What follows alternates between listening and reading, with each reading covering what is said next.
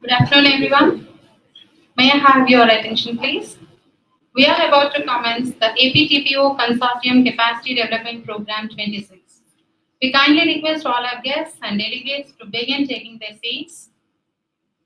We have packed the agenda today centered on redefining placements in a skills-first economy. And we wouldn't want to miss your moment in this inaugural session. Thank you. A hearty welcome to the distinguished guests, industry leaders, sponsors, and all the TPOs of the APTPO Consortium CDP-2026. They say that while teachers open the doors to knowledge, it is the TPOs who opens the doors to the world. APTPO is more than just a collective, it is a unified voice of the career guidance across Andhra Pradesh. The CDP we began today is a laboratory where we step out of our offices to sharpen our talks. As we embark on this journey of redefining placements, let us begin by invoking the source of all knowledge. Tamasoma Jyotirgamaya. ఈ జ్ఞాన యజ్ఞాన్ని ప్రారంభించడానికి మన గౌరవనీయులైన అతిథులను జ్యోతి ప్రజ్వలన చేయవలసిందిగా వేదికపైకి ఆహ్వానిస్తున్నాము. May I request APTPO Secretary Dr. Jagdish Sir, President Dr. Surendra Babu Sir, Principal of Lendi Dr. V.V. Ramareddy Sir, Secretary and Correspondent of Lendi Institute Mr. K. Shivramakrishna Sir, Vice Chairman Lendi Institute of Engineering and Technology Mr. P. Srinivas Rao Sir, CEO Next Agent IA Mr. Sri Nagveer sir, Ms. Rajeshri from TCS, our guest of honor Mr. Sanjay Chittor, and our chief guest Professor V.V. Subbarao Garu to come on to the stage.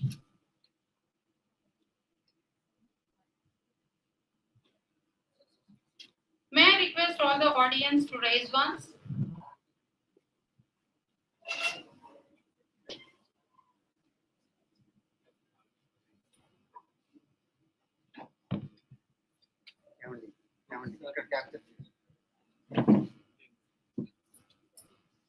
दीपं ज्योति परं ज्योति दीपं ज्योति जनार्दनः दीपो हरतु मे पापं दीपज्योतिर्नमोऽस्तुते शुभं करोतु कल्याणं आरोग्यं सुखसम्पदां द्वेषबुद्धिविनाशाय आत्मज्योतिर्नमोऽस्तुते आत्मज्योति प्रदीप्ताय ब्रह्मज्योति नमोस्तुते ब्रह्मज्योति प्रदीप्ताय गुरुज्योति नमोस्तुते।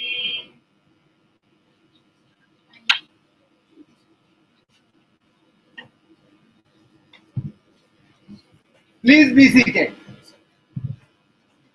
Thank you, Pooja and Amruta.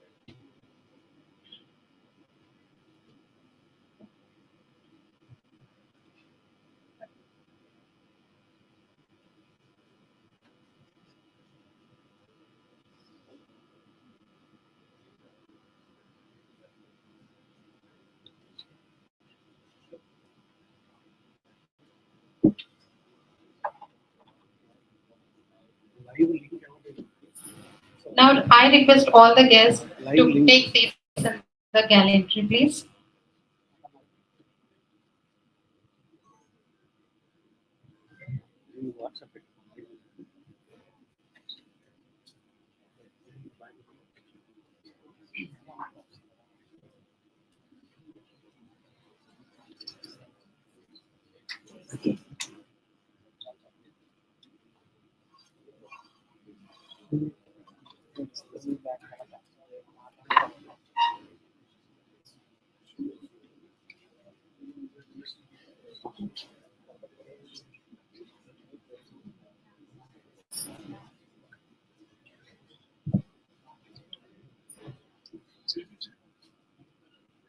ఏమండి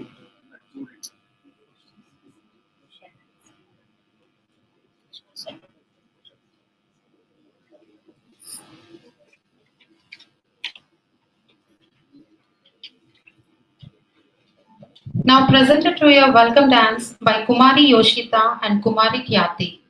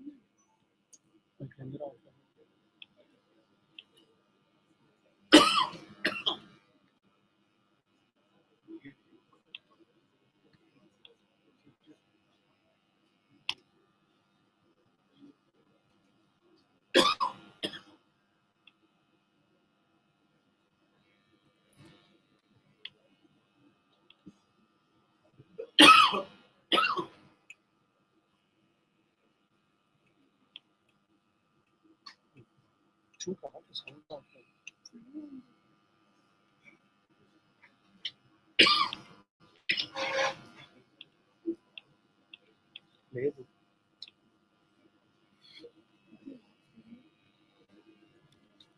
సరే ఇక్కడ తమ్మని ఏమైంది ఆక్స్ సౌండ్ రావట్లేదు శ్రీనివాస్ గారు శ్రీనివాస్ అక్కడ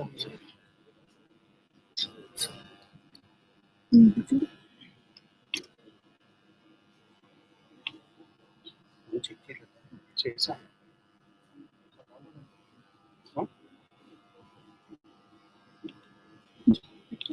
పెట్టాను నిజాన్ని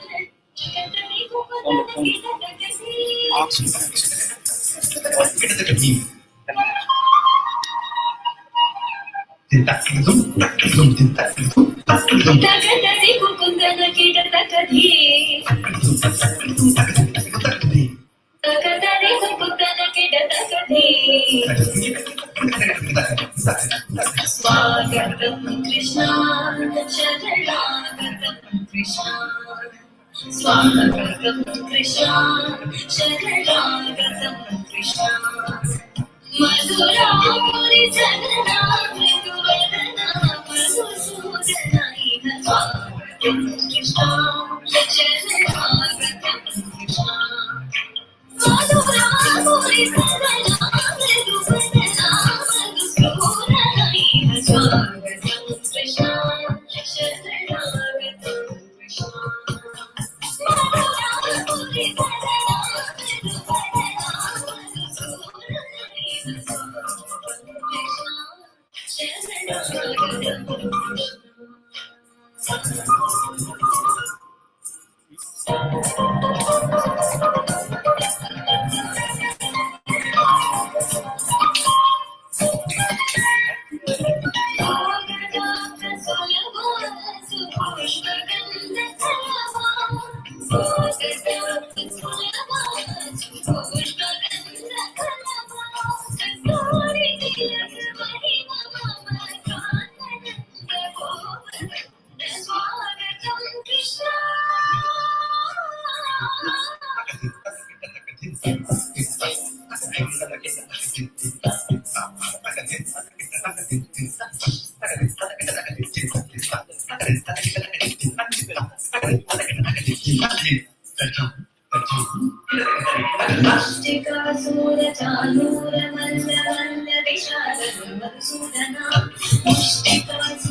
మృదువదనా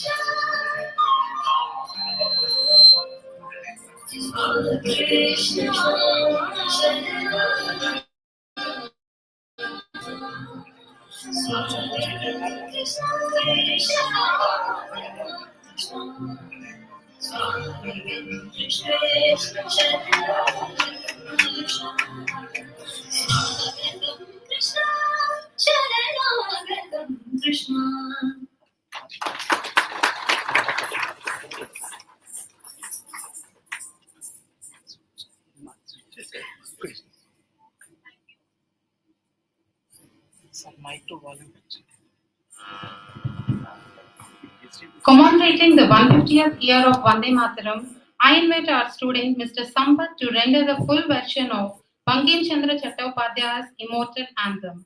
A tribute to our national heritage, I request you all to stand in honor. That's wonderful.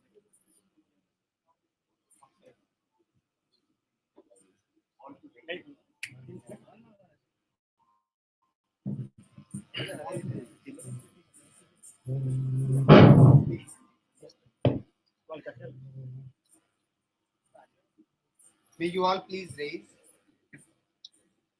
Vande Mataram, Vande Mataram, Sujalam Suphalam, Malayaj Sitalam, Sasya Syamalam Mataram, Vande Mataram, Shubha Jyotsna पुलकितयामिनी पुल्लकुसुमित द्रुमदलशोभिनी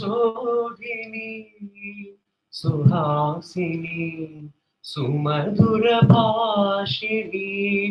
सुखदां वरदां मातरं वन्दे मातरम् वन्दे मातरम् कोटि कोटि कंठ कल कल निनाद कराले कोटि कोटि भुजैर्धृत कर करवाले के बोले माँ तुम्ही अबले के बोले बहुबलधारिणी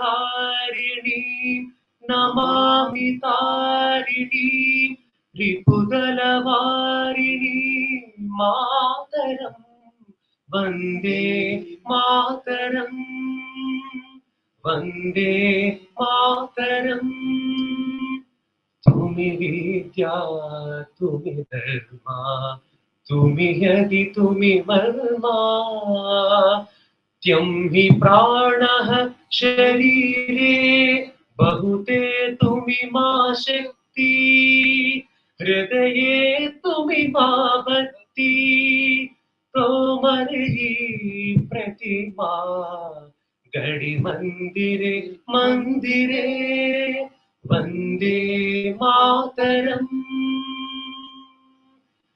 त्वं हि दुर्गा दश प्रहरणधारिणी कमल कमल दल विहारिणी वाणी विद्या दायिनी नमामि त्वां नमामि कमलम् अमलाम् अतुलां सुजलां सुफलां मातरं वन्दे मातरम् श्यामलां सरलां सुस्मितां भूषितां धरणीं भरणीं मातरं Vande Mataram Vande Mataram Vande Mataram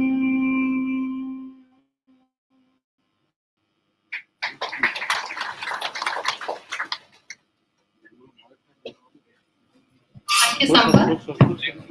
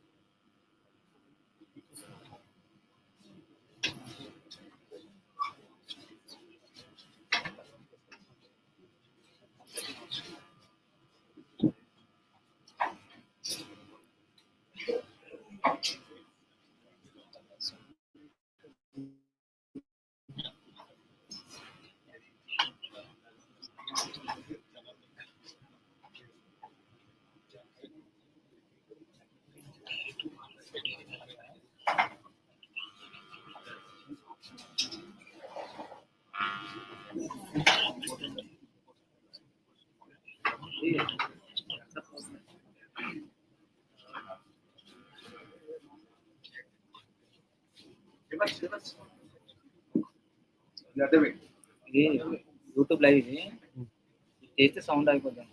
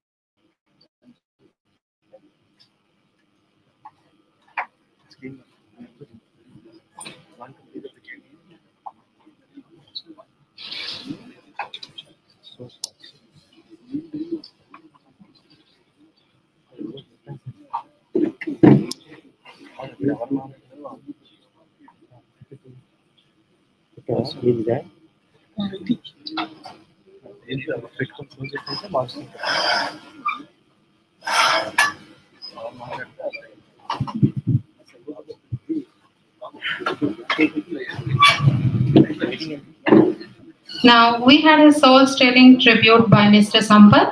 He is one of the student of our Lendi and he is one of the finalists from the great singing program Padutha Thiyega.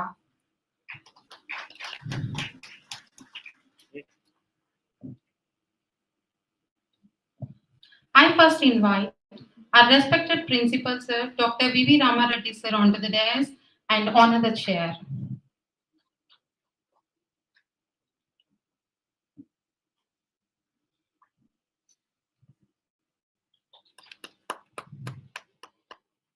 I now invite our APTPO secretary, Dr. Jagdish Garu, to come on to the dais and honor the chair. I request our APTPO president, Dr. Surendra Babu Garu, to occupy the chair.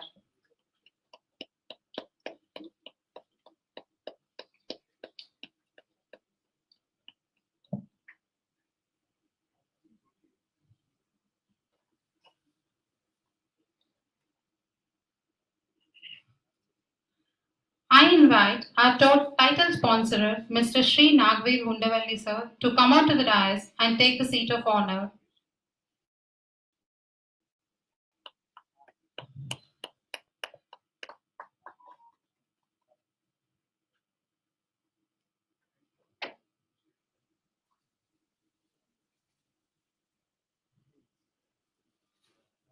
Now, I welcome our enterprising guest of honor, Mr. Sanjay Chittor, CEO, Quantum Valley, to grace the stage and honor the chair.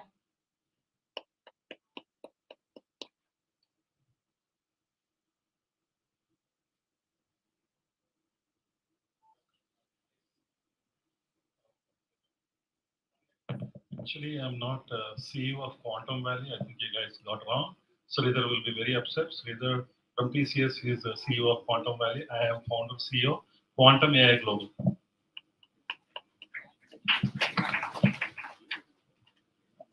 Sorry, sir.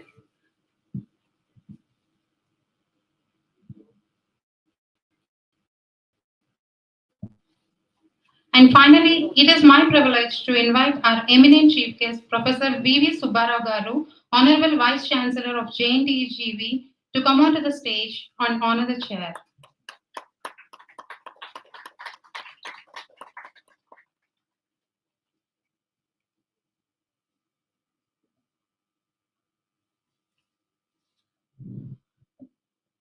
Thank you, sir.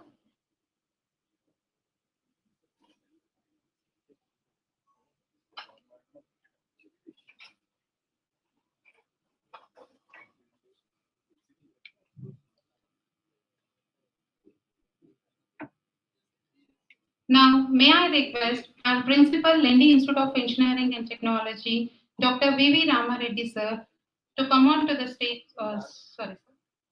to give his few enlightening words and address the gathering. Thank you, sir.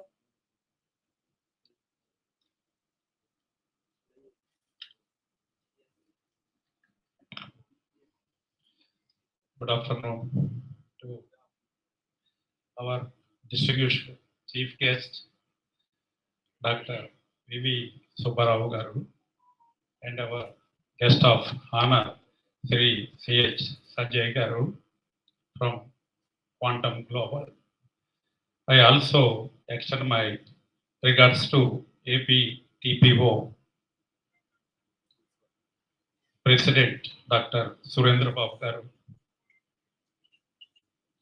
This is, I feel that it's a right time, it's a right gathering to discuss so many things. And another guest on the dais, our well-wisher from the beginning of our college, Sir Nagavir garu. So this is, I feel, the time to gather here to discuss various advanced things. All the students are having so many ambiguities in their minds. What is AI? How this AI impacts their opportunities? All these things elaborately, all eminent people discussing on this dais. It's really privilege to conduct this type of activity in our campus. And I thank AP TPO Consortium for choosing our Lindy College behalf of our management and all our student faculty.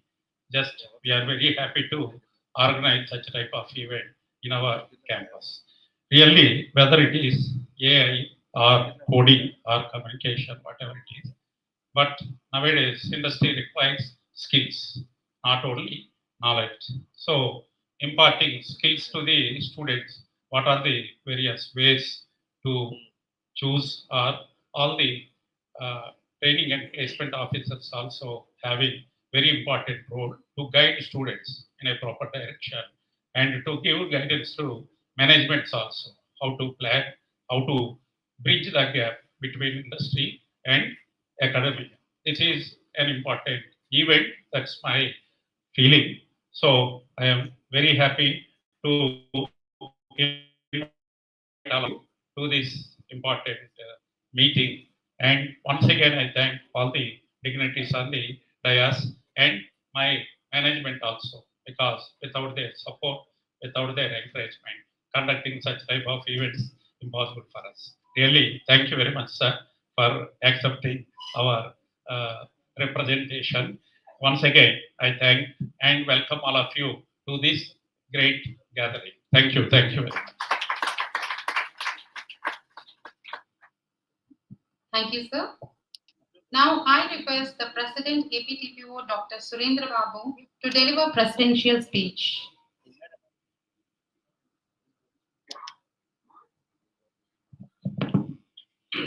Respected dignitaries on the dais, resource persons from the IT industry, from the different core sectors, my dear TPO friends, sponsors, press and media.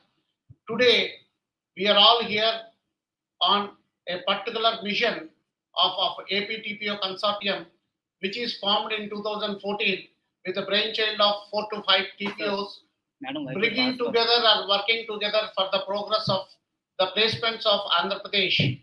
We, Vijay Marti Babu garu, Gudlavalleru, Sai Krishna garu, a few other TPOs has initiated this thing, and we have strongly originated from 2014 to till today with 238 members of the consortium and trend setting for the entire state of India, because by following us, there are a few people who have been taken the same initiative from Maharashtra, from Tamil Nadu, from Kerala, and all those things.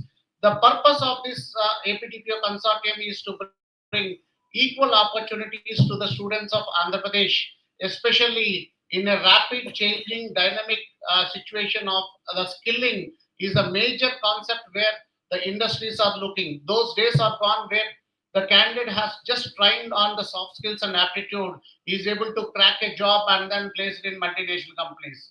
Now there is a lot of skill first economy. That is the theme of this particular CDP, which is the 6th edition, which is now hosted and officially launched at Lendi Institute of Technology with the kind approvals of the management of Lendi Institute of Technology.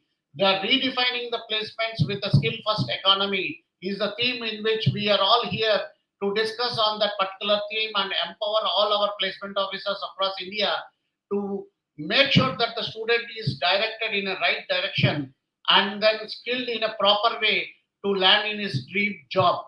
It's not a job, it is clear what we are targeting. Especially this APTPO consortium has been initiating a lot of activities. We are continuously in touch with the corporate who are on the advisory board.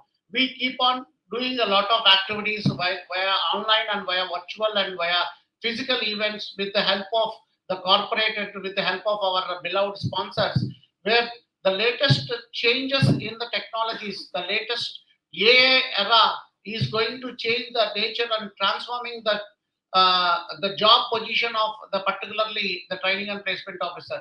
In this era, we need to upgrade ourselves to the latest technologies. In this connection, we always associated with the corporate and bring the corporate to our forum and then educate our students in the latest trends and technologies and make them employable from the day one.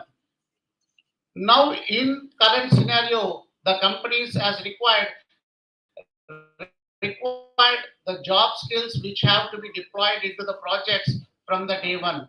We don't have much time to recruit the students, train the students, and then deploy into the projects. Now it is the era of deployment straight away to the companies from the day one in a billable resource. So in this connection, a lot of changes. Now our Honorable Chief Minister has announced the Quantum Valley in Amravati, and Vizag is the place which we choose because this is the most happening place of Andhra Pradesh where a lot of IT giants are able to start their campuses in Vishakhapatnam. So this is the right time to give right exposure to our students with the proper guidance, with the proper scenario of taking the challenges of the industry and then implementing in the academia and then transforming them into ideas and then implementing in the software. These are all the ideas where we need to be nurtured. The next 3-day session, a lot of panel discussions in this particular theme has been designed, and the experts all traveled all over from India to have more of knowledge sharing sessions and some fun activities to be done in this particular these things where we all work together for the welfare of the students. With that team, APO-TPO Consortium is moving forward from its 17th year to 18th year with a 6th edition of APTPO Consortium Capacity Development Program. I once again thank Dr. Venkat, who has the director placements for the Gayatri Vidya Parishad, who has initiated this capacity development program concept for our consortium, because this is the area where bringing together, working together is a success of Andhra Pradesh Placement Officer Association. And we love to follow that trend for the next future years with the change of the topics. And this will definitely enable us to the tune to the industry requirements. We have the assessment vendors, we have the training vendors who have innovative thoughts on gamified learning. So it's all about learning the things in a different way. That is what the need of the hour. It is not about the education. It is not about the 90% or 80% or the first class candidates that what industry require. It is more of skill is required. And we have our SAP partners also with us for first time for our consortium, where certification is also play a very crucial role in the current job market scenario. What kind of certifications will have the highest demand? There is a topic on that, and this entire scenario will go for next 3 days with a lot of fun activities and all these things. I hope all my placement officers which have traveled all across India will have much more knowledge and gnan in these 2 days, and then take away some takeaways to their respective colleges and implement in the respective colleges, which finally results in talent Bharat of Andhra Pradesh. The majority of the IT giants are coming from Andhra Pradesh. We should keep that in mind and start that reputation to the next level and make sure that all the students are not only given a job, but our responsibility is to give a career with a flying colors. Jai Hind, thank you for the opportunity. I officially announce CDP 2026 launch at Lendi Institute of Technology with all your support and with a big round of applause.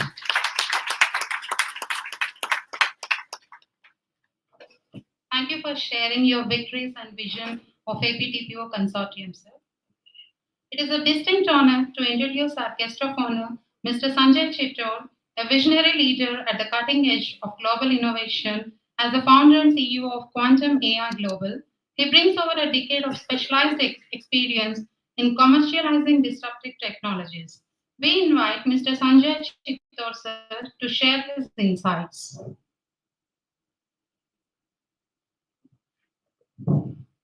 Dear guests on the dais, it's an honor sharing dais with you and APTPO members. So I'm an industry guy, and I've been thinking, what do I talk? I'm called here. For students, I can empower them, or I could teach them some quantum to them. Here we're talking about training officers, right? From different academia. So I was still a little confused on what to talk here on this dais, but I was talking to Mr. Undavalli a few minutes ago. So if I'm confused on not knowing what to talk for this particular audience, I decided I will kind of complain on you guys on a particular aspect which I was discussing with him, and also kind of clarify a few things around this quantum. Lately, a lot of you have been hearing what is this quantum, why everyone is singing this quantum songs. To start with, let me tell you, this quantum is very evolving and the latest technology. So far, whatever digitalization or technology advancements we got since quite a few decades of a regular computer all the way till this AI and robots, all whatever technology advancements we have, the humans were able to achieve, they are all result of computing and electronics. Even your biggest supercomputer is like bunch of computing skills with superficial electronics put together. Now, this quantum is physics and electronics. So far, all these years, we are only doing computing combined with electronics. But if you want to imagine what happens if you put physics and electronics, every possible phenomena so far which we thought a human can never achieve is going to be possible with this quantum technology. Quantum is all about physics and the basics of physics, which means for the audience, what this means is this is the beginning of science's evolution. In future, 5 years from now, engineering compared to MScs and BScs, MScs would be weighed more than engineering. Take my word, this is the evolution. This started because in future, everything is and has to be quantum. There's no other option because quantum is so disruptive. It's such a powerful technology that there's no cyber security, even the most powerful cyber security, what Indian defense uses or what US defense uses, even those kind of encryptions could be broken using quantum in less than 5 minutes. We're talking about most powerful encryptions broken in less than 5 minutes. That's the power of quantum. Now, why am I saying quantum is future and everything has to be moved to quantum? Is nothing is safe anymore. Anyone can hack anything in the world if they have access to quantum as a technology. We're not talking about this quantum computer. Unfortunately, entire Andhra Pradesh is only talking about quantum computing, quantum computer. There's a lot more to quantum than just this quantum computer. There's quantum communications, quantum sensing, quantum particles. Unfortunately, Andhra Pradesh hasn't been focusing on the other aspects which are much more powerful, which I'm trying to talk to the government and try to influence some part of it. But it's not just quantum computer. There's a lot to quantum. And in one line on a closing note, I have quantum awareness sessions. I've done it in Siddhartha, Amrita, to so many colleges, GVP. So I could do the quantum awareness session to explain more about this quantum, but only in one line I'll tell you, it's so disruptive. If you guys think AI is powerful, AI is disruptive, you haven't seen anything. If you want to know quantum, if you see quantum, it's mind blowing. Some of the phenomena, as I said, simple phenomena. I don't know how many of you are technocrats here, but uh, quantum is found from confusion. It's not. It didn't come up from application. It came up into application via confusion. You know, how can something be a particle and also wave? This is quantum phenomena.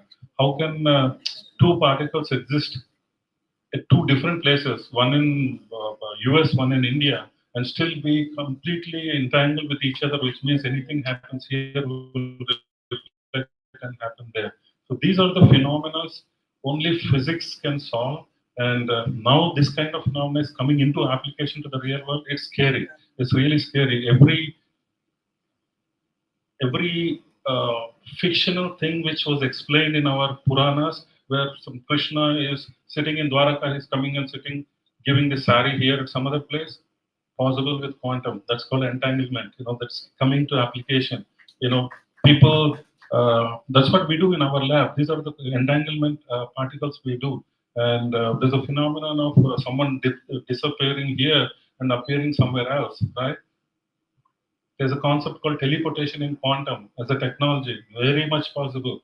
You can literally, using the entanglement and teleportation concepts in physics, you can literally move objects from one place to other without disturbing its physical property or dimensions or anything. Already a lot of research is going on. Quantum is into application. I strongly encourage each one of you to go back to your colleges and ask them to introduce quantum as a subject. Indian government has already mandated. I think each school or college, I should call college here, right? Each college, you are mandated to have one minor, one major in quantum. They have released the syllabus. So please go back to your colleges, talk to your people. And one thing what we are trying to do here is, we are one of those early companies in quantum. There are only 12 companies in quantum in India who have actually productized something in quantum, and we are one of them. Government of India had invested in us. The government of India, central government, they hold equity in our company for the innovations, whatever we do. So we are here to help. I will work with any one of you to help this quantum ecosystem to build. The best I could do is, though being a industry product based commercial company, I have seen there's no many quantum resources available in the market. What we have done for ages is we only elevated all this engineering. We have hyped engineering people, but we never cared about the physics people. A BSc person who passes BSc and comes out, where are the jobs? You're talking about, I'll tell you, they get paid less than some of the drivers who are working, right? We never try to empower them. We never try to see this is the difference between China and us. So I have enabled, as an industry, what I have done, we have something called quantum memory, which is India's first quantum memory, which is used in the defense applications. We are working with DRDOs and other people. And we have something called a quantum sensor, which is a quantum biosensor. It gives you the molecular level resolution of your heart without touching your body at all, right? That's the power of quantum. It goes by magnetic field, no electric field whatsoever, and the resolutions are to the molecular level. Every cell in your artery, what is the state and condition, you can tell by using quantum sensors. So we have built these products, and then I have realized I'm unable to find quantum resources. I have to go pick some nice resources, and I am training. I'm an industry guy, but I created a mini academia because I'm not finding people. So I didn't want to waste time on training people. So what I have done, I've taken the commercial products. They're all black boxes. I have downgraded them, made them white boxes, open boxes, and I'm giving it to academia to do experimentations on the real-time quantum products. We are talking about, which college wants quantum computer? Andhra Pradesh is singing songs on getting a quantum computer of IBM 128 qubit or something, which costs some 100 million. Guys, I'll give you a quantum computer simulator. which costs you only 5 lakhs. Each of your college can just have it. So we don't really need all those big things. All our commercial products don't look at academia, and I want each of you to build a quantum lab, use these products, really get the practical knowledge of quantum to evolve rather than this theoretical knowledge. If any of the engineering colleges are teaching cyber security as one of the engineering, computer science, cyber security, just scrap it. Every cyber security advancement we have achieved as of now are all null and void with quantum.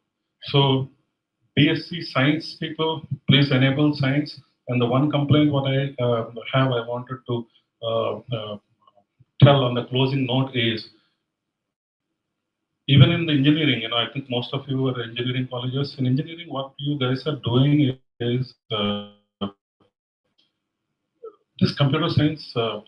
Everyone is going after only computer science, right? What happens to this mechanicals and civils? Why all the campus interviews, most of them only come for IT people. There's artificial high. I don't. IT, we need people. Yeah, we are most advanced, but as a country, as a state, to achieve leadership, the entire ecosystem should be built. You're talking about AI, computer science, AI. Okay, some of the colleges have this Amrita. No, the AI GPUs. How much of electronics is there? How much of electrical work is there? How much of mechanical fabrication is there? So, if you relate the same example, if you want to achieve leadership in AI, for example, which we already lost the race, but if you want to, this whole ecosystem should be built. So one thing what I see in all other academias and IITs, not to degrade anyone, please do apologize. I'm not comparing. Every academia is superficial by their own way, but we are in collaboration with almost every IIT in India. There, if you see, I will only give you a hint. A mechanical guy also gets an equal paid job at campus. Electronics also gets paid. IT also gets paid. The same. Whereas what is happening in some of the other academias here is the ecosystem is not built. Some segment don't get jobs only. They come, they go, they join some computer course and come to IT. Some civil personnel, mechanical personnel. This way the ecosystem will not build. India lost the superconductor race. This is the reason to China. India lost AI race. This is the reason. India only won one race. We are good in computing. We're all about software computing. India's dominance still is not dominance. One of the top. We are still not the top like China in quite a few areas. That's because we neglect some part of ecosystem which contributes. So, having said this, I would like to conclude saying that even in quantum, people, there is a lot of myth. They are only calling computer science people for some of this quantum awareness session. No, quantum is always about physics and electronics. There is scope for mechanical people, there's scope for electronics people, there's scope for electrical and computer science. So, thank you guys. Thanks for the opportunity given to talk. Hope I didn't bore you much, but try and see if, as a placement officers, can we focus on this mechanical, civils, and all. Equally, can we get companies? There are companies who use all these things. Oh, sorry. Okay, classic example. I wanted to fabricate a mold, a single piece mold. I went to 10 different, 20 different agencies, including research institutes to academias to industry. Not a single guy was able to fabricate that one. All it takes is a 5-axis milling machine. Then I went and found out who all had 5-axis milling machine. In Hyderabad itself, I had 10 people, including the T-Works, which had milling machine 5-axis. I went and I asked, you have milling machine, can you fabricate this? They said, yes, on this machine we can fabricate, but we don't have operator. We don't have people who can operate this. This is where we stand in India. So let's all work towards the entire ecosystem growth. And as part of industry, we are here to help you whichever way possible. If academia, the resources, quality resources should come from there. And we are here to promote, help, get the quality resources while we are here to give them jobs. Just from Gayatri, Visakhapatnam, Gayatri College alone, so far in last last 3 years, 22 people came as interns and 11 people got permanent. Now some of them became leads also in last 3 years. So we are here to give opportunity. Thank you. Thank you for your insightful views and suggestions on quantum, sir. It's now my honor and privilege to introduce our chief guest for this momentous occasion, Professor V.V. Subbarao Garu, the Honorable Vice Chancellor of JNTU, a distinguished academician and a visionary administrator. I request Professor V.V. Subbarao Garu to share his insights to the gathering. Good afternoon.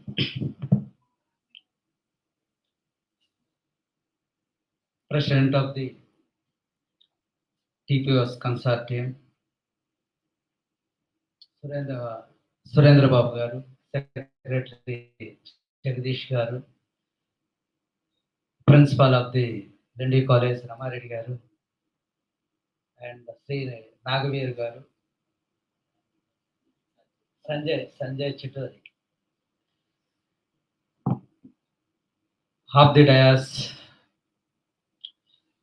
Secretary Lindy College and other invitees, CEOs and TPOs and other guests.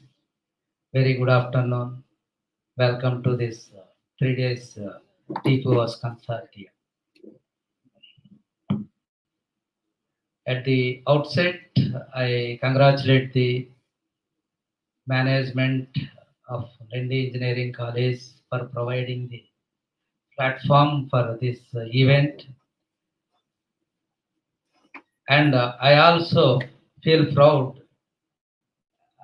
The institution is under our JNTU GV jurisdiction.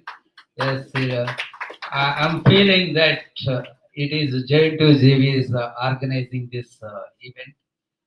Yes, thank you and make me the part of this program.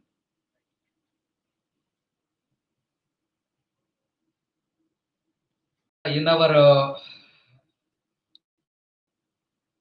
days, that is in 80s, no training and placements.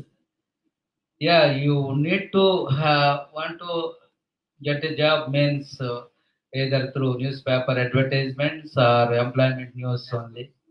That was the days were that. But in the present scenario, the concept and the technology and everything changed. Now the concept is the training and the placement officer. But he is the licensing officer between the industry and the insured. But whatever the changes are being taken place or advancements in the technology in the industry need to be shifted or transferred to the academic institutions. Then only academic curriculums will be designed basing on the industry needs. So what I feel, the training and placement officer plays a vital role in designing the curriculum. He also should be the member of the board of studies. I feel what I understood. So if a family comes up means mother has to educate first. Similarly, a training and placement officer has to train first to a institution has to come up means. Yes, this is my personal feeling. Here, this officer, training and placement officer, he has to build the network with the industries. Time to time, he has to get the advancements in the technology updates and future technologies which are in the research stage. Those things also he has to bring it to the in while the curriculum design. That is in board of studies meeting. He has to bring in. Then only the curriculums will be designed according the needs and suits of the industry. So, as most of us known that, yes, there is a huge gap between the industry and the institutions. Yes, there are reasons. I don't want to go into the reasons why this gap and other things. But anyhow, but this training and placement officer has to train first. That is the capacity building of the training and placement. And yes, he has to drive the students for better placements, for the technology requirements, or the things you prepare these things so that you'll get the job in this area. Or the civil guy, you prepare these kind of, you learn these techniques or technology. Yes, you'll get the placement in related companies. Like you, only the training and the placement officer only can tell all these things. And another thing, recently is JNTU Jawaharlal Nehru Technological University, Gurazada, Vijayanagaram. It's a young university, just a 3 years old university. In 22 January, it was established. So I am heading that university, and my objective is being a technological university, taking the technology to the common man with affordable price. Yes, that is the objective of my our university, J2GB University. And with that motto, yes, I took the 2 months, 3 months back an initiative that yes, all student services should be done in 24 hours only. Means issuing the certificates of provisional, including the original degree also, we issues in 24 hours only. And not only that, recently J2GB launches the website for opportunities for unemployed youth. Yes, whoever they having the uh, qualifications and unemployed, yes, can register in the J2GB website. Yes, every month we'll review the applications received, and if they are capable to employable, yes, we'll place them and we'll send them to the suitable companies. And if they require skills, and J2GB is planning to offer the training also for enhancement of skills for readily employability. So the last month, 25th, we launched the web page. Yes, here our object is to make our Prime Minister's vision, Vikasit Bharat 2047, means all the institutions and the country, all organizations should become self-reliant. Self-reliant means yes, in all sectors, yeah, but in the training and placement officers, everyone has to work for that. It's not so easy to get and attain the self-reliance. So what I wanted to tell you is, once again, I'm requesting all the training and placement officers, at least industry has to conduct the meetings at least once in a 6 months with all training and placement officers and their requirements and advancements in the taking place in the industry. That is one. And training and placement officers, in turn, they have to conduct once in 3 months, quarterly. They have to conduct the meetings with all the faculty and share the industry expectations and industry requirements to the faculty. Then only, yeah, this bridging of the gap between the institutions and industry can be fulfilled. Otherwise, institutions they are going on their own way, and industry they are looking for their skilled people. But it never happen. It never converge. Yes, and that is what we started in this regard also. We J2GB we started here. in in principle, I can tell you the role of the teacher has minimized like anything because of the advancements and technology availability and accessibility to all common people and the students. So teacher role is as minimized.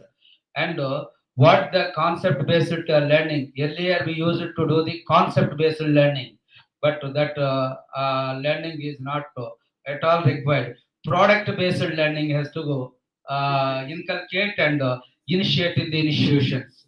Then only the candidates will be available and employable to the industry.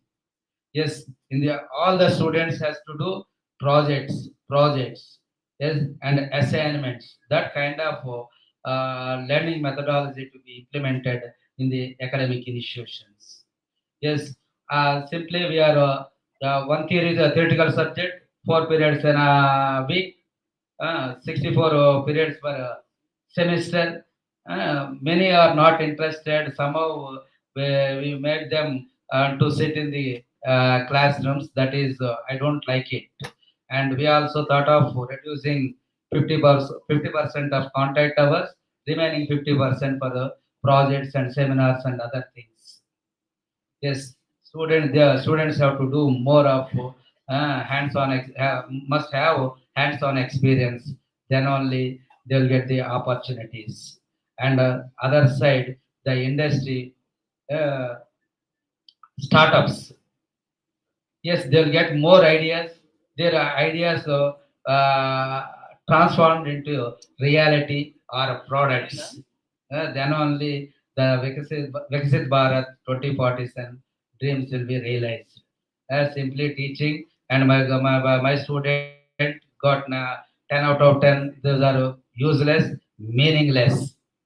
Yeah, a student can do a good project, not a degree. Yes, he is having the career, he is having the bright future. He will be the part of the nation building. So, yes, everyone, training and placement officers, staff, everyone has to look for the practical approach or product based learning. So I think these sessions will be useful and fruitful sessions these 3 days, and hope in turn all these training and placement officers will educate the staff and the students in here at their institutions. And finally, for giving me this opportunity, I thank you the TPOs, AP TPOs organization and Lindy management. Thank you one and all. Wish you all the best. Yes, thank you.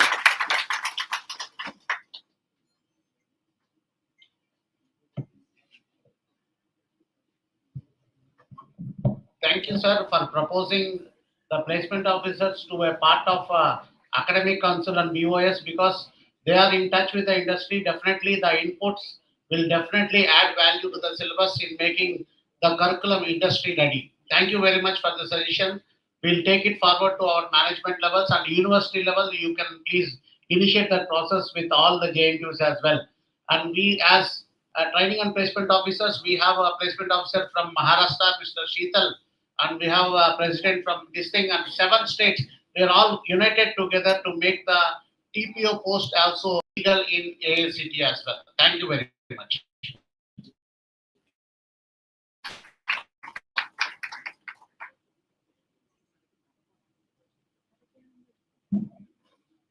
Thank you so much, Vivek Subbarao sir, for your impactful suggestions. As we have a very limited time of our chief guest, we would like to felicitate sir, and I request our vice chairman sir P. Srinivas Rao Garu and our secretary sir K. Shivramakrishna sir to join the stage to felicitate our chief guest sir. And I request all the dignitaries on the stage to join the felicitation.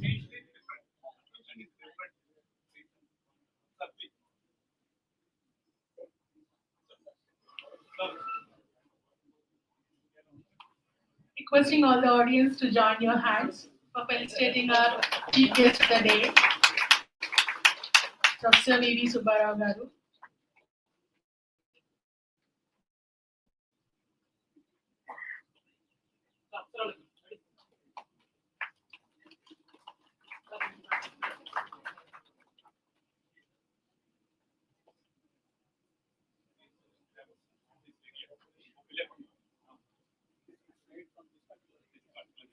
Vocal for local.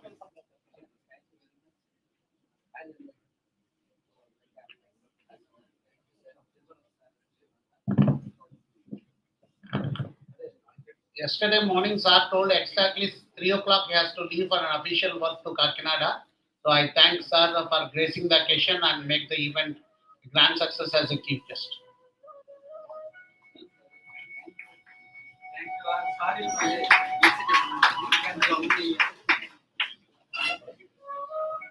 Actually వీణ బాంసురి కాదు కావాలి అచ్చా Telugu Telugu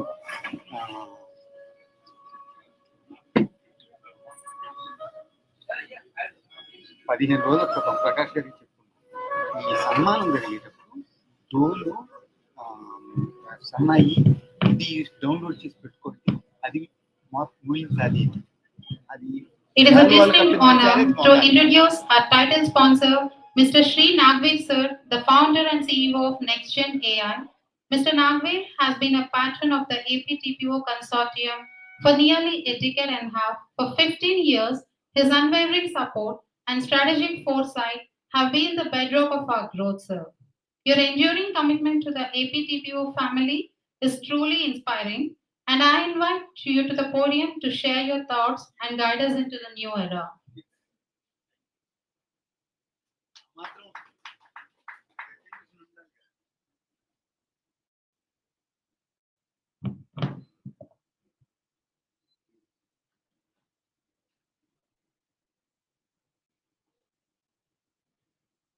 Good morning to all respected members of APTPO Forum, the current President Sir, Mr. Surendra Babu Sir, Secretary Sir, Vice President Sir, the entire forum, and also the ex-President Dr. Venkat Sir, ex-President, ex-Secretary Vijay Mati Babu Sir, all the veterans from whom I have learned so many things over a period of time. And I still remember my journey for last more than a decade, what I have learned, what I have implemented to the community of Andhra Pradesh and beyond. Not just Andhra Pradesh, but beyond. It's a sequential learning process. I am very humbly thankful to you for the entire APTPO forum and the community. At the same time, my humble regards to our hosting institution, Lendi Institute of Engineering and Technology, to host this event today here. Respected members on the dais, off the dais, Sri Suresh Naragaru. Thank you, sir. It's an very inspiring moments I spent last week with you. I would like to take some moments of that and explain. And Satyendra Garu, others, everybody, TCS ma'am, everybody off the dais, Shalil sir, Arup sir, Satish sir, and everybody here. So good afternoon, everyone. Thanks for inviting. First of all, I would like to thank, and it's a true privilege to be associated for us with this forum. We have listened from the VC sir.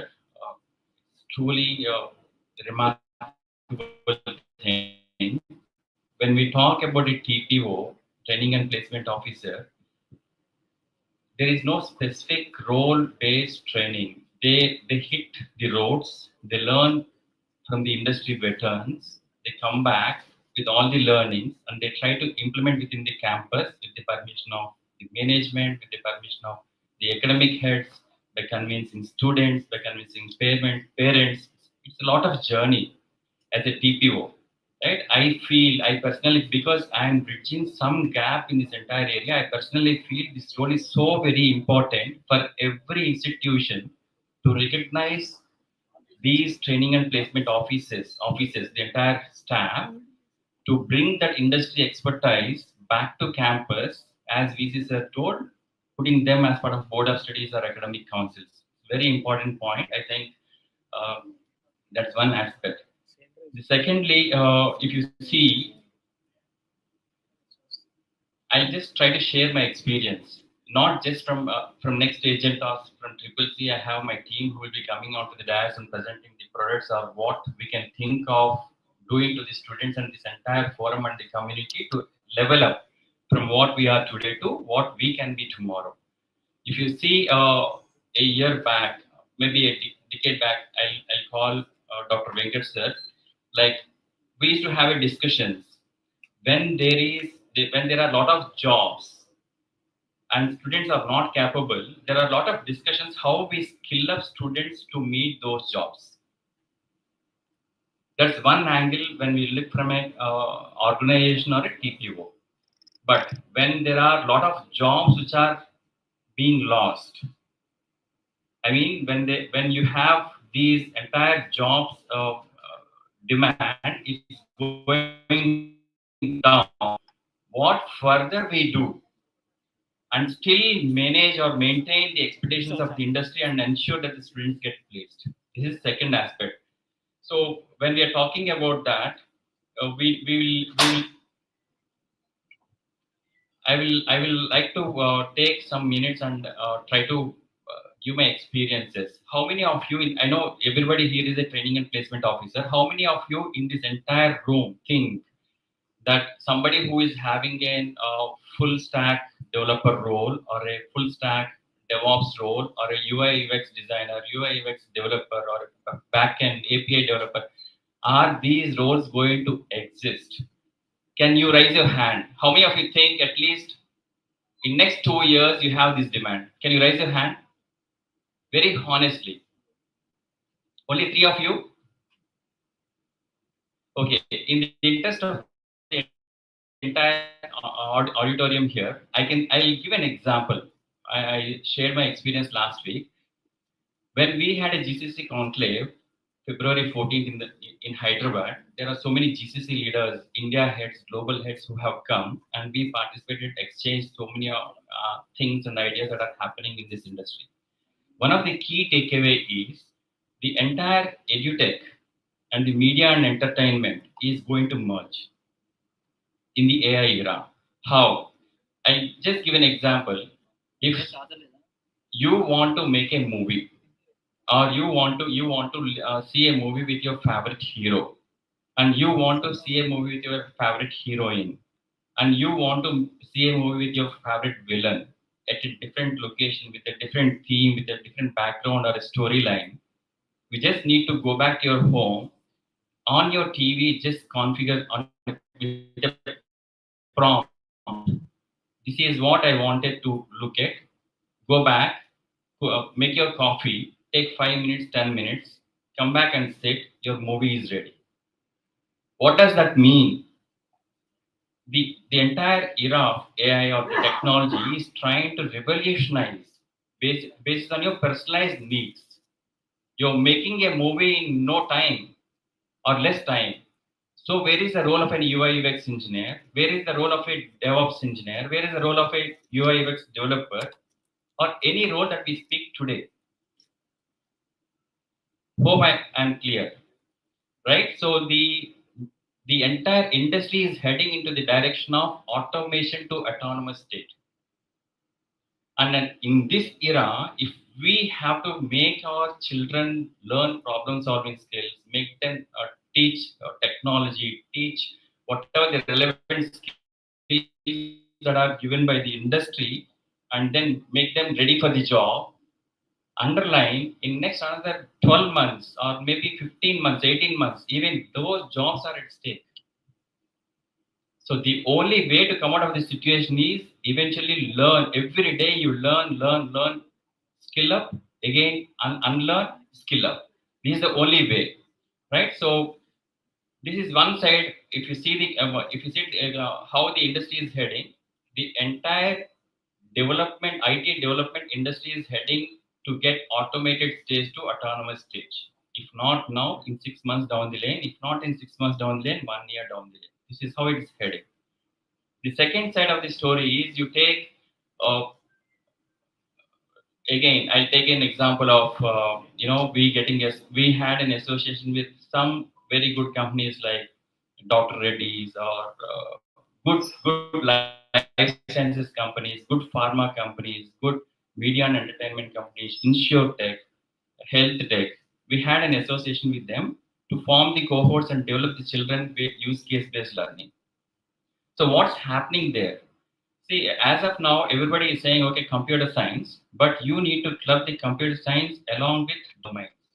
Computer science with pharma, computer science with life sciences, computer science with health tech, health or computer science with insurance.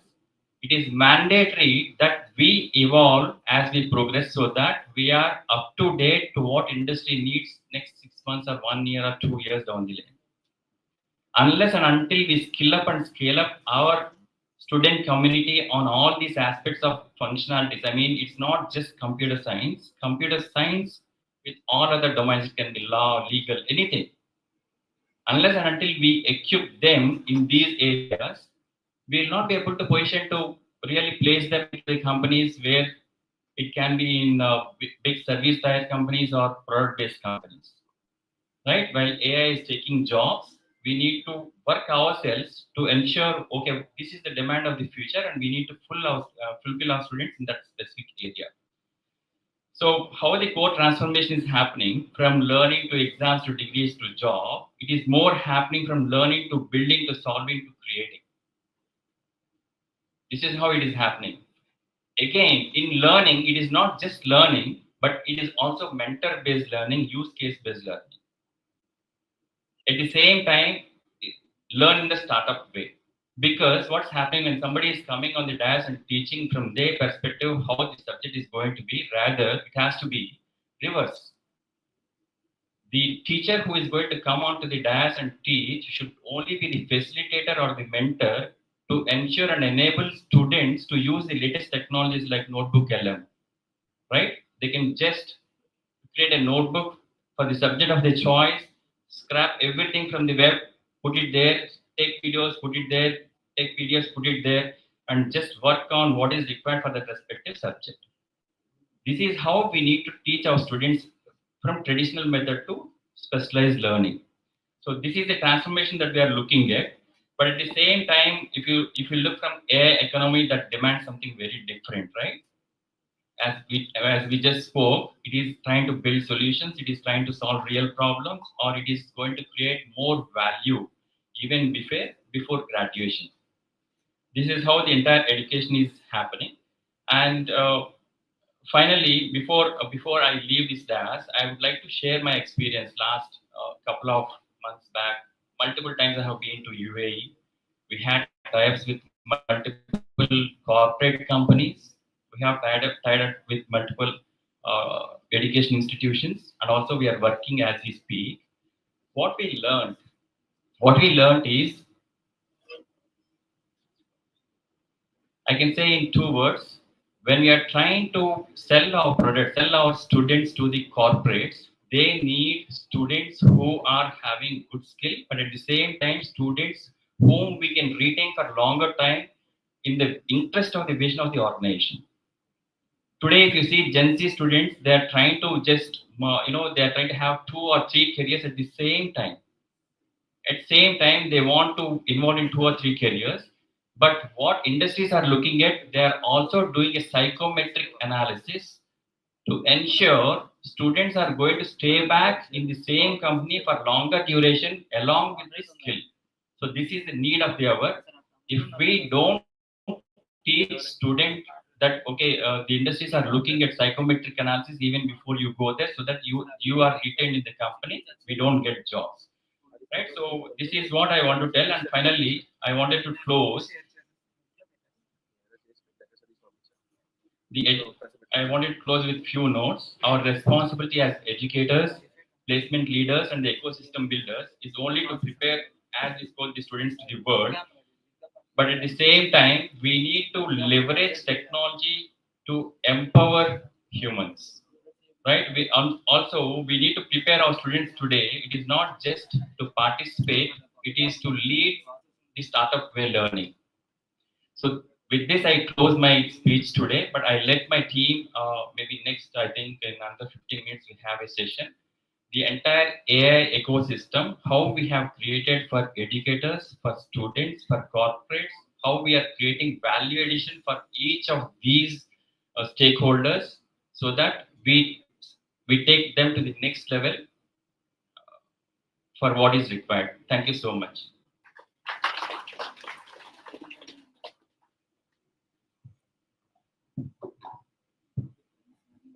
Thank you, sir.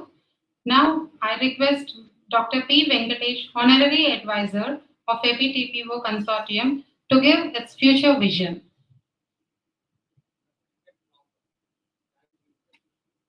Mr. Venkat from Gayatri Vidya Parishad, sir.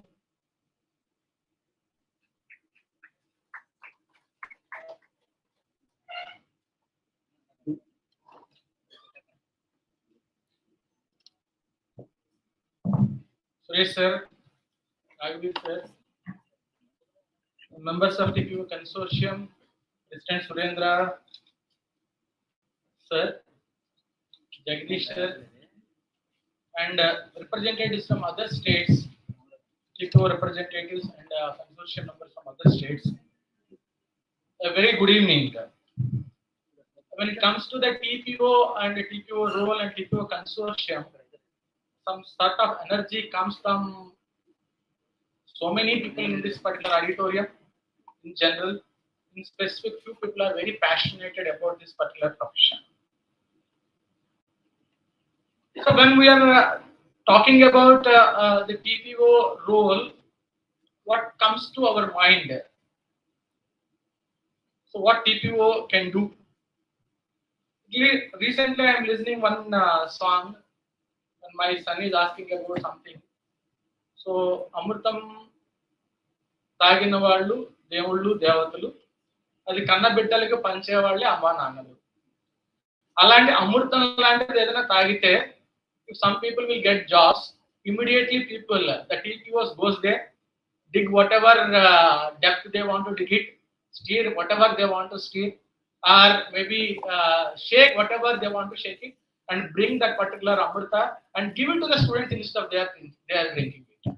That is the passion of the TPOs sitting here. So always what they do, if some opportunity comes, always they think how this opportunity I can share it to the share to my students. How I can take my students' social status to the next level?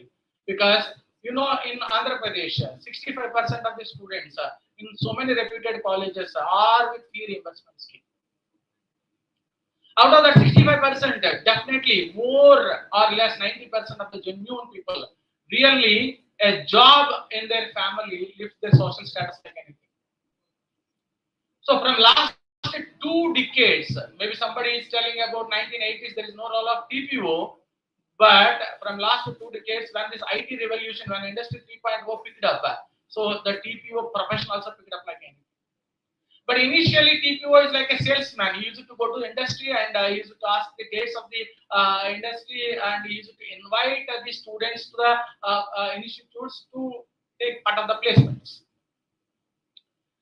But those days are gone away. Even one CRT program is enough to place all our students. No need of thinking about the technology, no need of thinking about the domain, no need of thinking about coding, no need of thinking about problem solving, no need of thinking about any skills what we are talking except communication skills.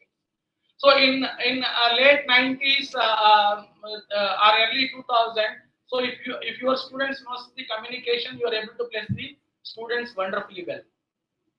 Then after 2008 recession, problem solving skills came into the picture. Until and unless students are with problem solving skills, it is very difficult to place them. Then third point came after 2014-15, when Nagavir team entered, the coding came, competitive coding came to the picture. So in all these shifts, TPO is part. When communication is the mantra, TPO is the part. When the problem solving is the mantra, TPO is part. When coding skills are the mantra, TPO is part. People are talking from last 1.5 hours, people are talking about quantum, people are talking about AI, people are talking about so many technologies. Even after 2-3 decades, when career guidance comes into the picture, TPO will comes into the picture because TPO has done that job in last 2.5 decades when industry moving from 3.0 to 4.4 without any selfish goals. That's why when it comes to the work, TPOs work with hand, work with head, and work with heart. If anybody is doing the work with all the three, hand, head, heart, it will be known as a passion. Hand, it's a labor job.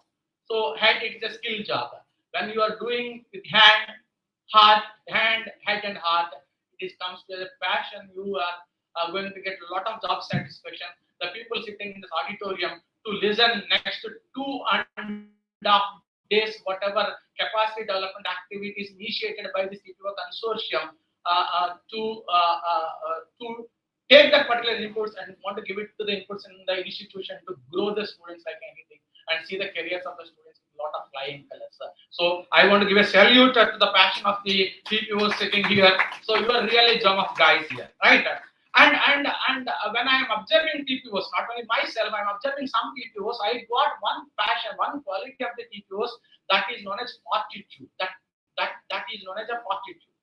What is fortitude? Fortitude is nothing but growing confidence in the adverse times, or meeting challenges in the adverse time. That is known as a fortitude. Simply, attitude with great gratitude is known as a fortitude. All the TPOs sitting here having that particular mentality because they are having a lot of good attitude. They don't shake if something comes to the industry next 2 months, 3 months, no placement, not at all a problem for them. They want to see the opportunities of the placing the students. At the same time, they are having a lot of gratitude towards the institutions they are working. So everyone is having a gratitude, but TPO is having a little bit more gratitude towards the institutions because they are the people who are in front of the industry. They are the brand ambassadors of the institution. So you ask them to travel, immediately they travel. You ask them to manage event, they are ready to manage event. You put whatever 64 skills required to run the organization, they are ready to learn that 64 skills and they are ready to give it to the institutions to place the students. Therefore, fortitude is a great attitude with gratitude. That is the quality TPOs are having. So maybe this example, this is not a Hebbian learning. So if anybody knows about the neural learning, this is not a practice, and practice makes man perfect. That is the thing. That quote came from when you are practicing, and thinking about solving one problem, your neurons fight one with the other. So when neurons are fight one with other, automatically you are going to get an attitude called fortitude. So in sports, people give Dhyanchand example for this. When Dhyanchand started practicing hockey, there is no lights, and daytime he is a person who was working in the British Army, so he is not having time. So in the nights, no light to practice it. He used to wait for full moon day to practice to get that particular skill. He used to practice on a single railway track to masterize himself to control on the ball. Therefore, Dhyan Singh, as his name, changed it to Dhyan Chand. If that is the same applicable to the TPOs working here.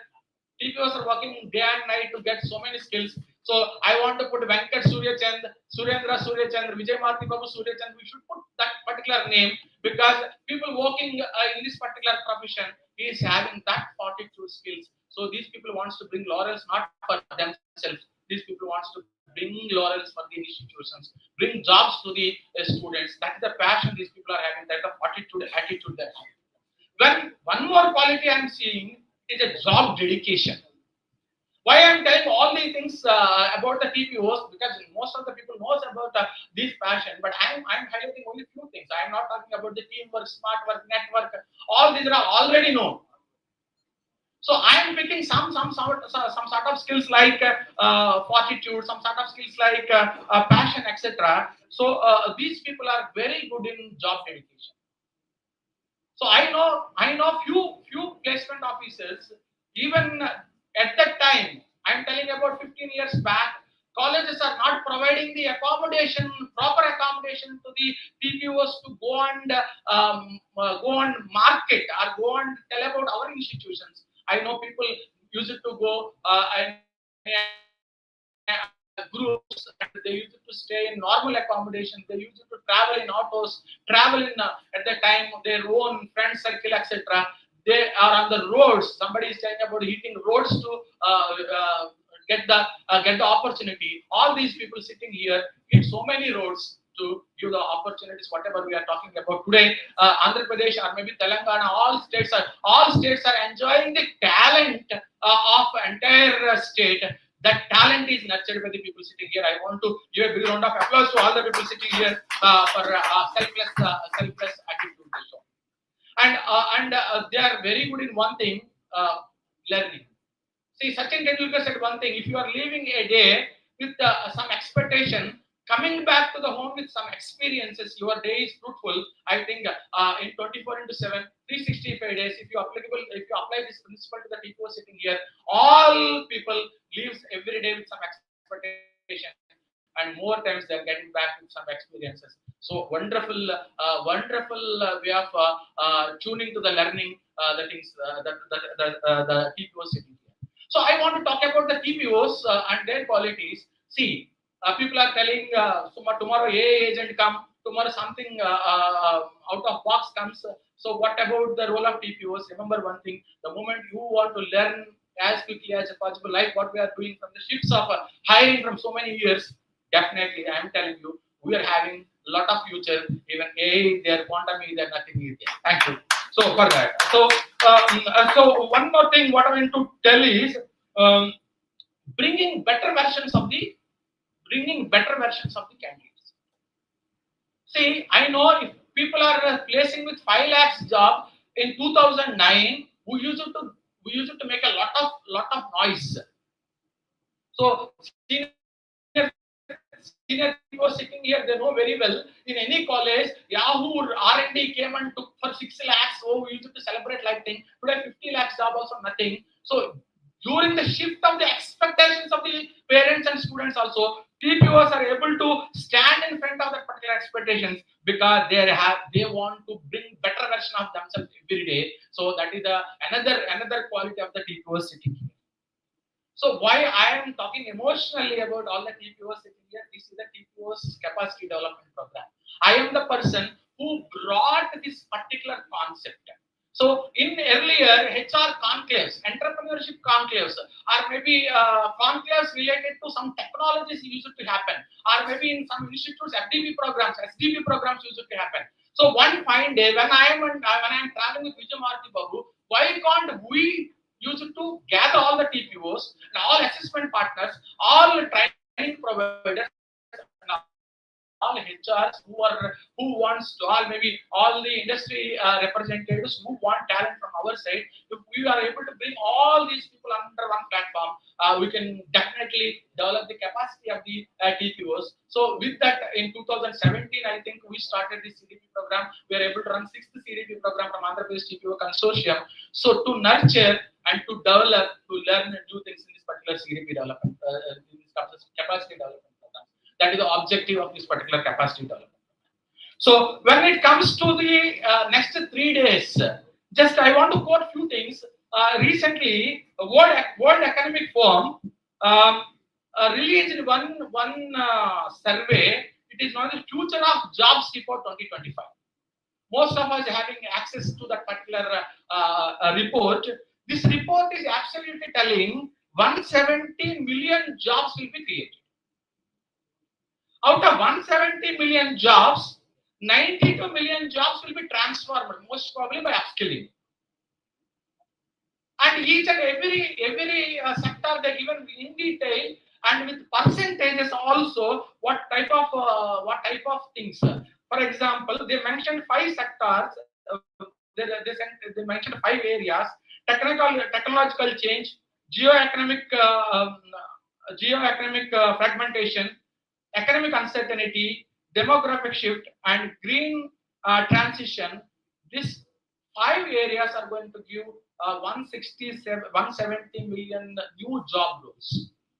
This 170 million, 92 million, we can upgrade the earlier skills and we can do it, but 78 million new skills we should impart to the labor who is coming, who is entering into this market.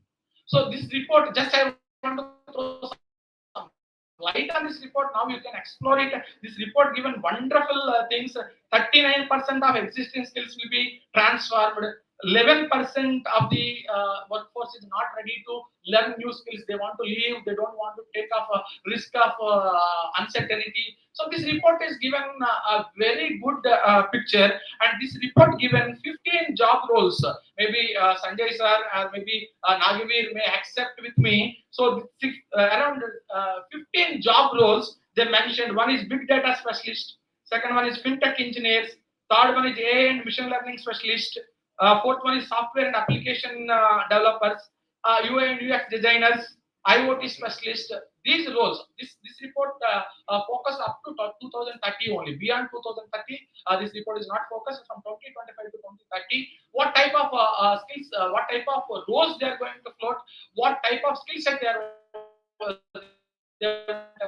This report wonderfully communicated so many things. I request you all, please go to that report. And these 3 days deliberations definitely focus some light on all these areas where we are not able to where we are not able to get. Definitely, the learning from these 3 days, I think, definitely useful for us. Probably focus on the new roles, new challenges, etc. After closing on day 3, definitely all the TPOs sitting here go back home with a lot of knowledge. What you can do, what you can, how you can guide, how you can be part of the total economic system. I always feel great in one aspect. People are telling so many things. So many people are claiming that 6 lakhs jobs every year. 6 lakhs engineers are placed every year in India. Just I started calculating how much GDP TPOs are contributing. How much GDP TPOs are contributing? Just I took my data from the GVP college. How many students we placed? In last 5 years, we placed 9,716 students with a national with a GDP contribution of 500 crores. That means the pay package is varying from 3.5 lakhs to 50 lakhs. If you take average pay package of 3 lakhs, 6 lakhs jobs, 6 lakhs into 3 lakhs. So we are contributing 18,000 crores to the GDP. So out of the 6 lakhs jobs floated, definitely we can claim 3 lakhs jobs are guided by the TPOs like us only. So therefore, TPOs contribution to GDP is immense. You should be very great. We are part of this economic vehicle. People are talking about the economic engine, etc. We are the drivers of this economic engine. Maybe indirectly, no one recognizes, but we should recognize ourselves.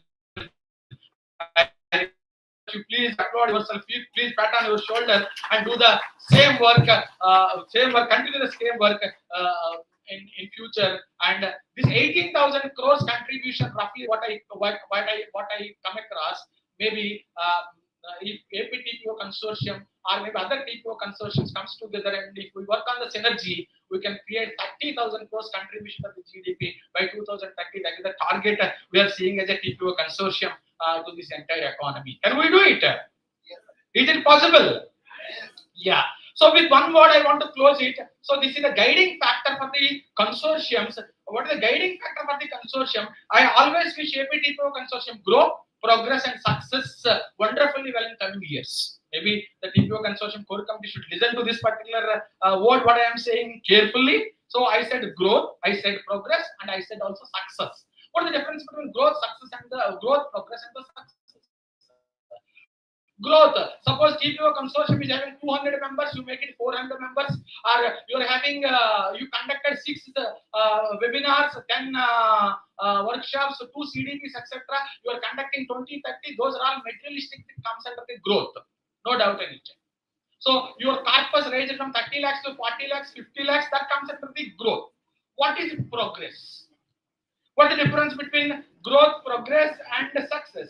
If growth is aided by ethics, discipline, honesty, and norms, if your growth is supported by ethics, if no one is criticizing your growth is aided by ethics, discipline, honesty, and norms, I am telling you, not only you are growing, you are progressing.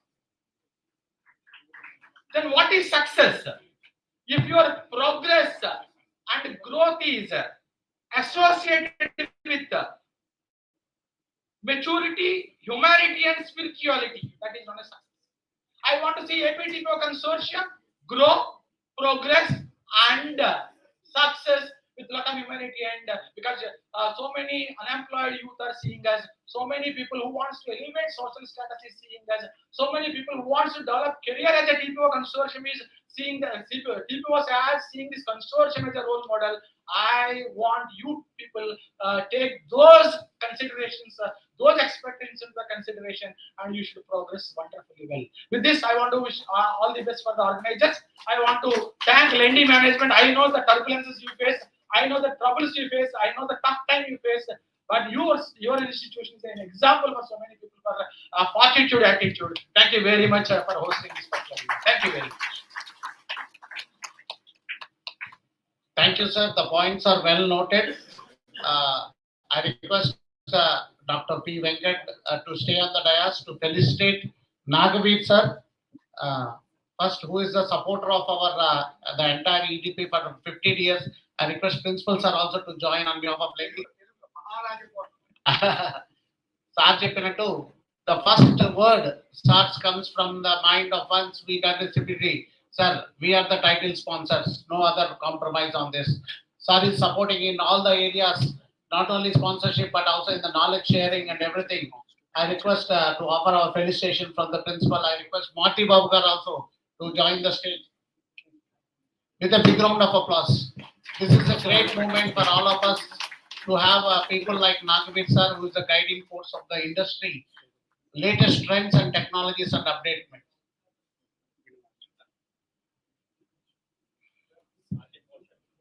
Rajaposhan, Maharaja Poshan.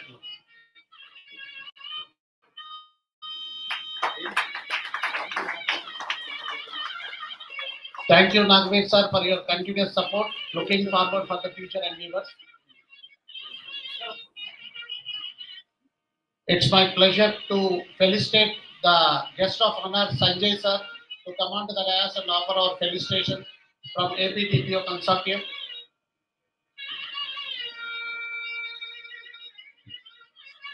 Request Venkat sir, Marty sir, and principal sir.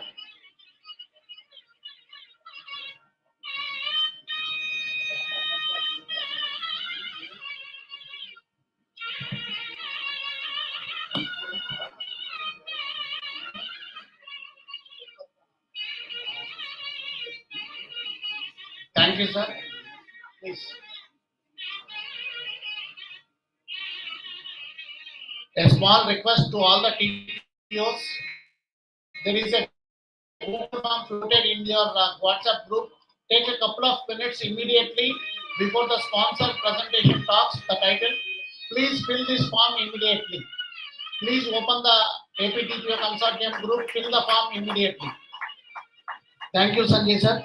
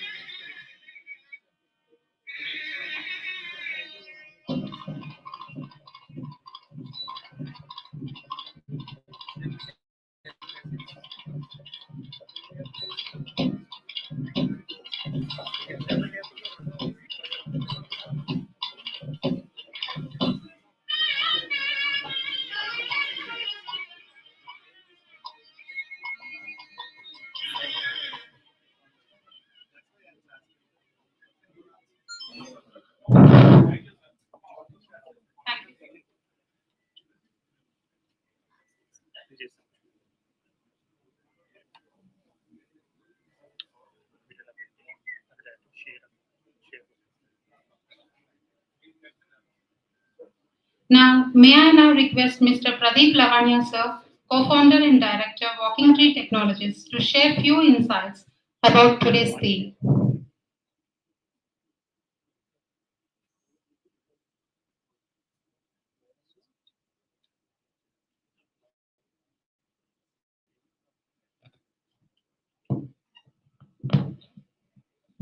Hello, everyone. Uh, I think a lot has already been said, and most of it has already been covered. So, not much to add to it. Maybe I can reiterate a few points, but first of all, thanks to all the organizers and everyone here to give me this opportunity to come over and talk. And I represent Walkie Technologies, I represent the industry, I'm into IT, and I've been doing business for last 17 plus years. I've been into the industry with my corporate jobs plus the work that I've done in business for more than 25 years now. And uh, like it has been said, I think over the years, I would have worked with some 1,500 to 2,000 young engineers that we would have hired over the last 17 years, trained, and they are, they're not in Walking Tree right now, but they are wherever they are. So I've seen this whole generational shift in the last 25 years, and what I see, let's say this is the first time I'm attending an event where I see TPOs officially. I knew there is a training and placement department in colleges, but when I graduated, I really did not get a chance. I mean, there was no formal TPO there, but great to see this association, great to see this effort, and it's remarkable to see like what kind of backend support is available to the students today. And I think you know as the times are changing, uh, and this whole event that I see here and the plans for the next 3 days, it's the way it is aligned with the changing times. Absolutely necessary. Along with that, I think it's absolutely remarkable that it is so proactively being planned and executed. So I think all I can talk about is from the industry standpoint the changes that are coming in. We have talked about quantum, we have talked about AI. I think those changes are real in my view. A lot of transformational, fundamental, structural changes are going to happen in the industry. The skills that have been required for last 2 decades, or let's say, and the kind of skills that are probably become more important going forward, there's going to be a transformational change. So the education has to transform a little bit. Uh, the mindset has to transform a little bit, and of course, let's say the training that are provided or the skills that are provided to students would make a big difference. So one small example, I read the memes that we get nowadays. I saw a meme that said earlier it used to be like show me the code, talk is commodity. So it was like anybody can talk, but show me the code. Let's say this is what the case was when we started, it was 25 years back when we started our career. But today, the reality is talk to me, code is commodity. So anybody can code, but who can talk? Who can converse with the business, explain the problem, and express the solution? So that is something I think which is a fundamental change. It's like from a employment, from a fitment standpoint, there has to be a fundamental mindset change in people who are about to enter the industry or who are entering the industry now. And I think we have the institutions here, we have the TPOs here, we have the industry here. I can clearly say that over the years, the learning curriculums, the academics have been more structured. It is uniform across the board. If there is a department, the curriculum, the learning is the same for everyone in that department. I think that needs to be really become more and more personalized, because when we say economy of skills, it's basically individual skills that is coming into play. That's what we are talking about now. So the learning, the courses that run multiple years, they need to be structured for each individual, and it is not easy. I mean, go back 4 or 5 years, probably it was very difficult to achieve. But I think the technology that is changing, the AI capabilities that are coming into the ecosystem now, they should be leveraged even in the, like we talked about the edutech, they should be leveraged to structure, restructure, and personalize to build the right skills in every individual. Because the difference between the education and skills is that, let's say, education can be given, same education, concepts, principles could be taught to same, to all individuals at the same level, but they all build different skills out of the same education. So now we are talking about the skills, so they have to, even the education has to be more and more personalized. That's what I can say. We have talked about all the streams of engineering. I think, in my view, what is happening is, let's say, maybe 5 years down, engineering and technology would be the main business that would stay. So today we talk about legal, compliances, risk, banking, automobile, manufacturing, all these are healthcare, all these are different businesses. But in my view, as time goes by, technology and engineering would be the main business that will be driving all of the businesses. I, in my experience in last 1 year, can already see the legal and compliance and risk assessment already running through technology. I mean, it used to run through accountants, through lawyers, and through a lot of consulting firms. But all of, most wide impact, I can see that technology, the AI technologies are already making there. So, what probably was a job of 3 months for 10 lawyers is probably an AI agent can do it in less than a week today. So that's the transformation that is happening. It's real. I've witnessed it. That's the area that we work in. So it's coming. We already see cars which are self-drive, autonomous driving cars. So the drivers are being automated, or let's say AI is able to do that part of the job. The drones are there. Autonomous drones are happening already. I mean, so a lot of warfare is being leveraging AI. So things are happening. I think as we see this transformation happening, 5, 7, 10 years maybe, but the primary business in the industry would be engineering and technology, and every business would be driven by these people. So, and we are in the process. I think we are starting an institute where we are building a lot of engineers. So, building them right is the only thing that is left out. My last point is, let's say we talked about the cyclic evolution of education. So at one point it used to be more theoretical. You appear for exams, you get grades, and you get a job, and that's your career. Then it became more technical. That it's like a science degree might not be just enough. You probably need to have more technical qualifications. Then it became more logical.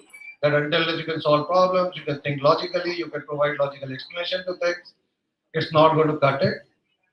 And I think we are at a point where it has become more analytical as of today.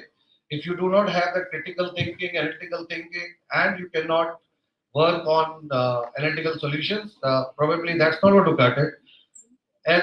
As further technology advancement happens, in my assessment, I think until and unless all of these combined plus an entrepreneurial thinking, it's not going to cut it until and unless every professional, every graduate, every youth really starts thinking entrepreneurial. Whether you are, there's a dictionary difference between a job and an entrepreneur.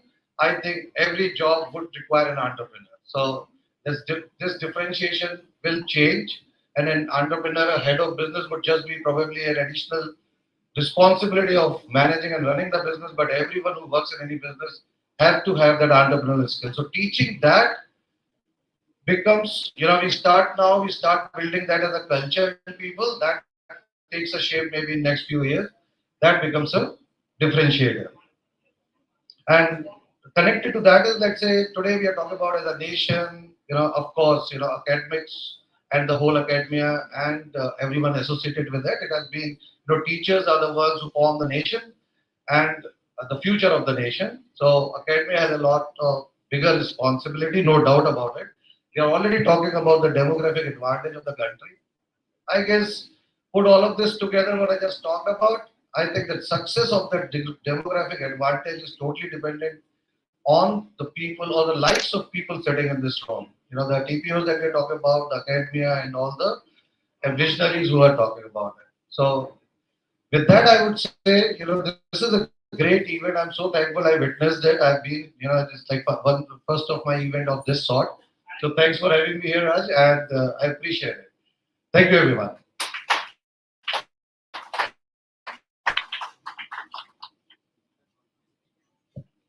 Thank you so much for sharing your thoughts, sir. Now, may I request Mr. Rakesh Biswal, co-founder, CVO, RAM, to share his views on today's theme.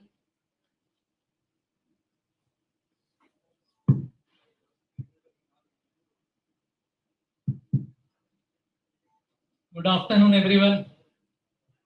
Hope you all are with me. So great. So after having such a delicious lunch for me, you know, standing at one position or sitting at one position was difficult. So I thought, you know, I'll take the mic and speak. So again, the topic and the audience are just out of syllabus for me. I'm, you know, addressing the TPOs for the first time. I have always been used to address students, employees, and you know, technocrats basically. So for TPOs, when Madhuri madam told me that, you know, your target audience are going to be TPOs, and the topic is redefining placement in the skill first economy, right? So I thought what to speak on this.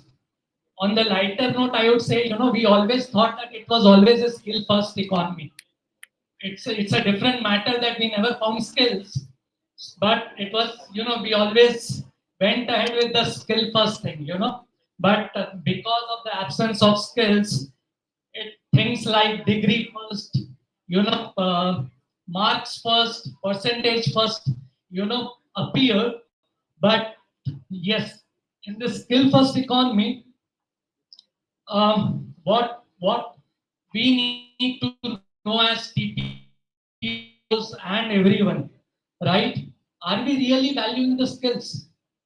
This is the primary question, you know. And again, I am not prepared for this session, so you know, I may go unstructured. I have tried to jot few notes, you know, in my mind. Let me see, you know, if I can structure them properly. So I will provide some food for thoughts for the TPOs, right? So in a skill first economy, are we valuing skills? Maybe not. Because when we market our colleges, right, we talk about how many people got, how many lakhs per annum, right, how many got placed. But where are the skills? Do we talk about, you know, having high-end labs, you know, state-of-the-art facilities? Do we ever talk about this? We never, right? So our, you know, we have always valued the numbers, the things that sell actually. But you know, we talk a lot about skills, but hardly emphasize on this. So this is one food for thought. And second thing is, you know, we always approach industry for placements. Have we ever approached industries to figure out, you know, what they need? Can we, you know, bridge that gap by training our students? So if we you know often reach out to industries for this purpose, I think we are on the right way, and that is what we should be emphasizing on, right? And I feel that in this, you know, in the skill first economy, I see that the TPOs act more as a placement coordinators, right? Placement, they are mostly concerned with the placements, but their actual concern should be on employability. Do we really ensure that our students are employable? That's a big question mark, because most of the CEOs have told that, you know, in India, hardly 20 to 25% people are employable, and that should be a big concern for all of us, right?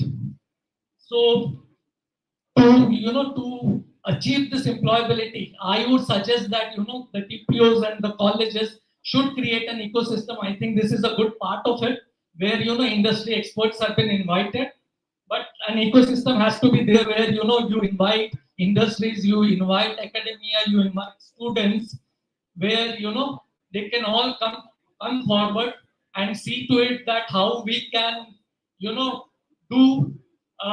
or how we can prepare students for the future. Can we bridge the gap for industry bonds and what actually the institutions provide? Okay.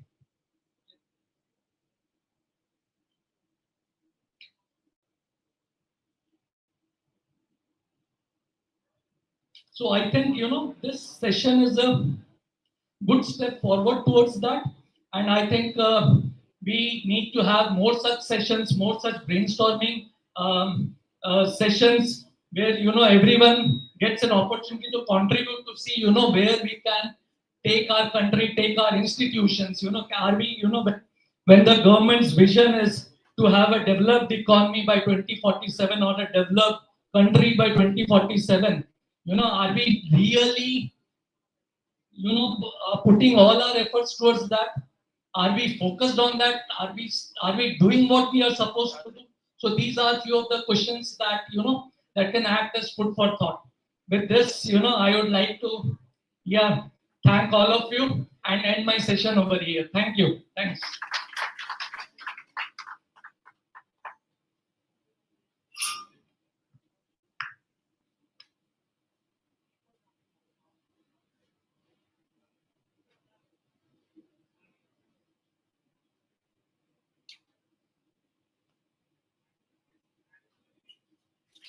Now, thank you so much, sir. Now, I request Mr. Satyendra Paslapodis from Chat for Red to share his few insightful thoughts about today's theme, sir.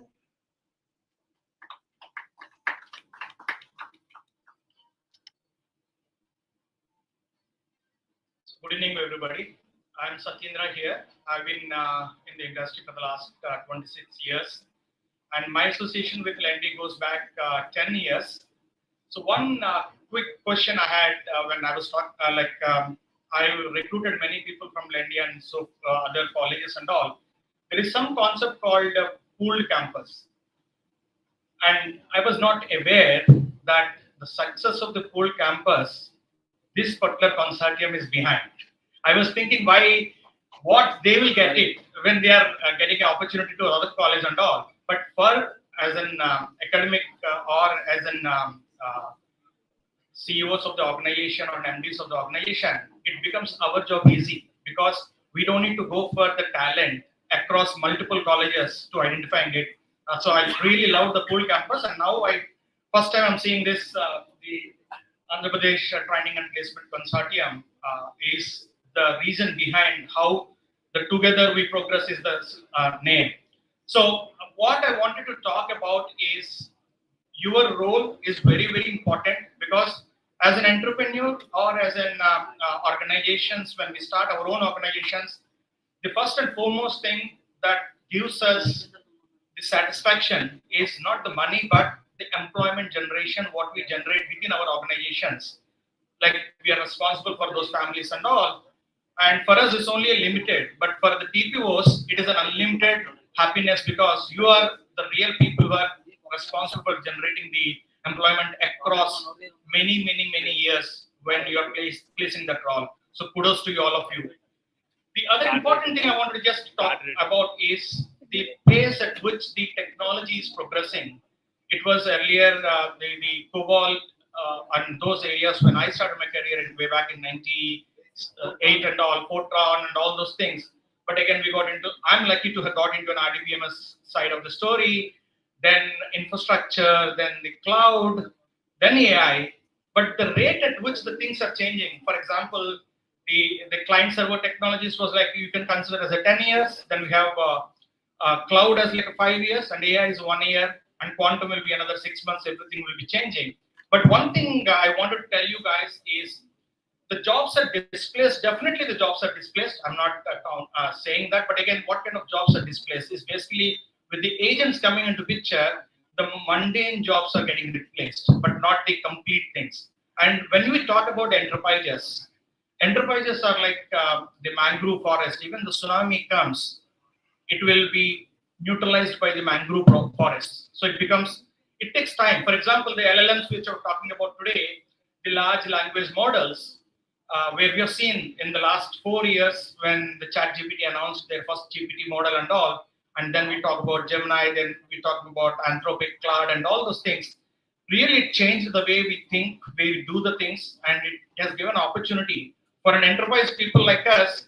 Now we are creating separate AI teams to counter what we sell, how do we sell, what cater to the market, what we are trying to do. So we're creating separate jobs to and change our strategies of like in the services sector.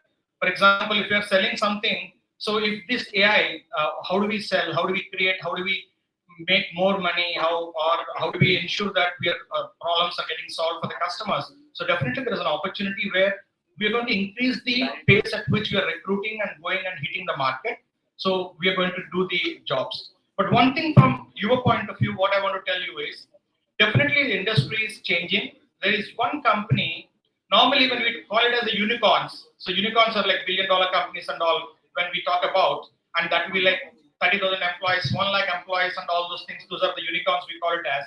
But with AI, one example I want to quote here is, there is a company in California called Cobalt Metals. So it's basically a metallic company. So what they've done it is, when you do a mining, the metallurgy and mining and all those things, they have become unicorn with 150 people, and just 150 people. So the example I'm going to do it is, the regular way of mining with drilling and all those things, rather than they did differently. And if I look at the constituents of 150 people and how a cobalt metals have become a unicorn, in that there are 50 people of the geologist who knows where exactly you can mine and find the minerals or petroleum and all those things. The 50 people out of 150 are the software engineers, and another 50 people are the AI engineers, because they are using AI algorithms to mine and all. So the example what I am trying to give you people is, with cobalt metals becoming a unicorn, it means that AI jobs are being created within that particular company, which was not the case. AI jobs are more for, normally when you look at it, you will say, okay, there is a mechanical people, we'll place it in the mechanical, electrical people, those things. But with AI pitching in and AI, everywhere people are talking about AI, your roles as a TPO is enhanced. What I'm saying is, rather than going for the institutions like us, like the technology institutions or Infosys or the TCS of the world, you can also sell your AI people, AI trained people onto the end users. For example, pharmaceutical industry needs more of the AI engineers to do the research, just like the cobalt metals which I was talking about, they also needs to do that. So it's a continuous process, and what we are just seeing in the AI point of view, we are only scratched the surface, because what we are seeing right now is every organization will have their own large language model. They will have their own things. For example, we at our organization started creating or coined a word called enterprise digital brain. What? Because we are talking about agents doing some XYZ activities. So in order to that agents to perform like humans, we need to empower them with the knowledge of the organization. So that is where the lot of things are going on the LLM sides. That's where you see Claude came into picture, Claude agents came into picture, Anthropic has started, ChatGPT and all. But now the world is again thinking, when you talk about these LLMs, large language models, these are basically generative AI. When you say generative AI, they predict the next step, and that's where the coding becomes easy and all. But now Meta, who is Facebook's organization, Meta, has recently launched a white paper, and they are talking about the new world called LNJEAP. So what exactly it means is, the neural networks or the neural things, they're talking about joint addictive architecture, which is the new architecture they are coining the word. So it's called the JEPA, LNJEPA. So that is a new model. They are thinking like the large language models what we are seeing today are only solving some problems, but if a human being looking at this particular auditorium or whatever it is trying to visualize, so that's where the JEPA is a new architecture they are coming out with. LLMs are not going to be replaced, but LLMs are going to be powered with this particular LN JEPA architecture. So that's a new concept which is just coined 2 months old. and now there's a research going on. So these things will be there, these particular problems will be there, the new things will come, so it will have their own impact, and there is a human resources needs to be implement those particular things, and that's where our the jobs will be created. The only thing is that some jobs will be disposed, or some of them things will be migrated, but continuous learning is the one which we normally talk about. So I just want to conclude here saying that jobs are going to be there. The only thing is we need to look for where these jobs will help. And from your role point of view, the continuous learning, continuous training on the latest technologies. Last week I was there in the Lendi only when they had a hackathon. We were surprised. We were evaluating most of the hackathons, and then we were very much excited because the second year student or third year students are coming to close to industry technologies, and they have created in 48 hours. They could able to create and showcase the complete innovative products to us, and even the cash prize went up to 1 lakh, where they were thinking of how do we use quantum into those particular aspects. And also thanks to the Lendi college and others to organize this kind of hackathons. So that is where the industry looking for when we talk about, when we want to, so that we don't need to train them. They're already trained with the things. We just you give them the use case what industry needs, and they will make wonders. So thank you, Lendi, and then the entire consortium for giving me an opportunity. Thank you very much.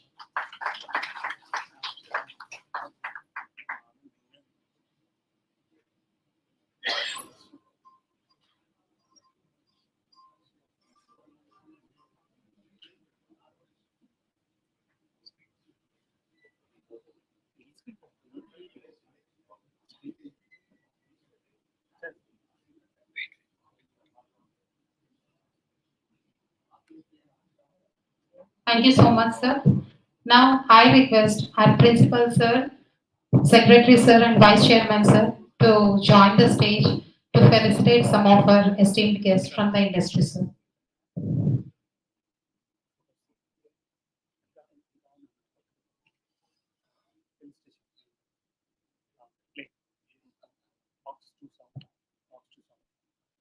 Now, may I request Mr. Satyendra, sir, to come onto the stage and accept our felicitations, sir.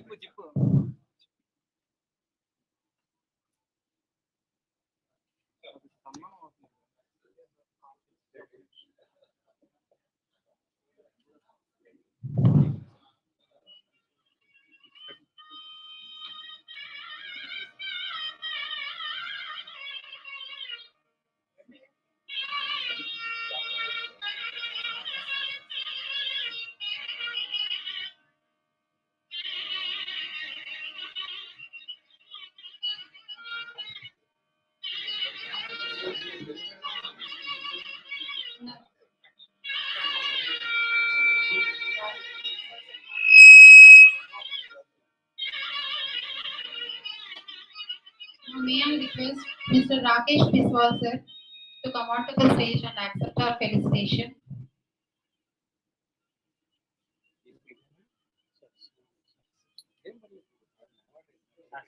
Thank you, sir.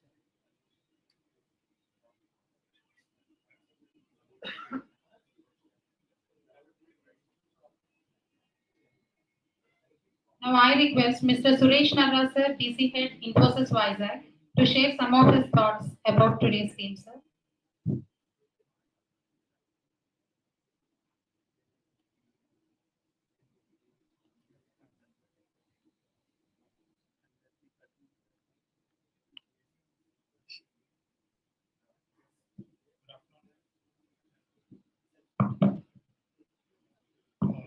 Thanks for inviting me here. This is the third year that I'm consecutively participating in this APTPO Consortium meeting. So I'm not new, I'm part of your family.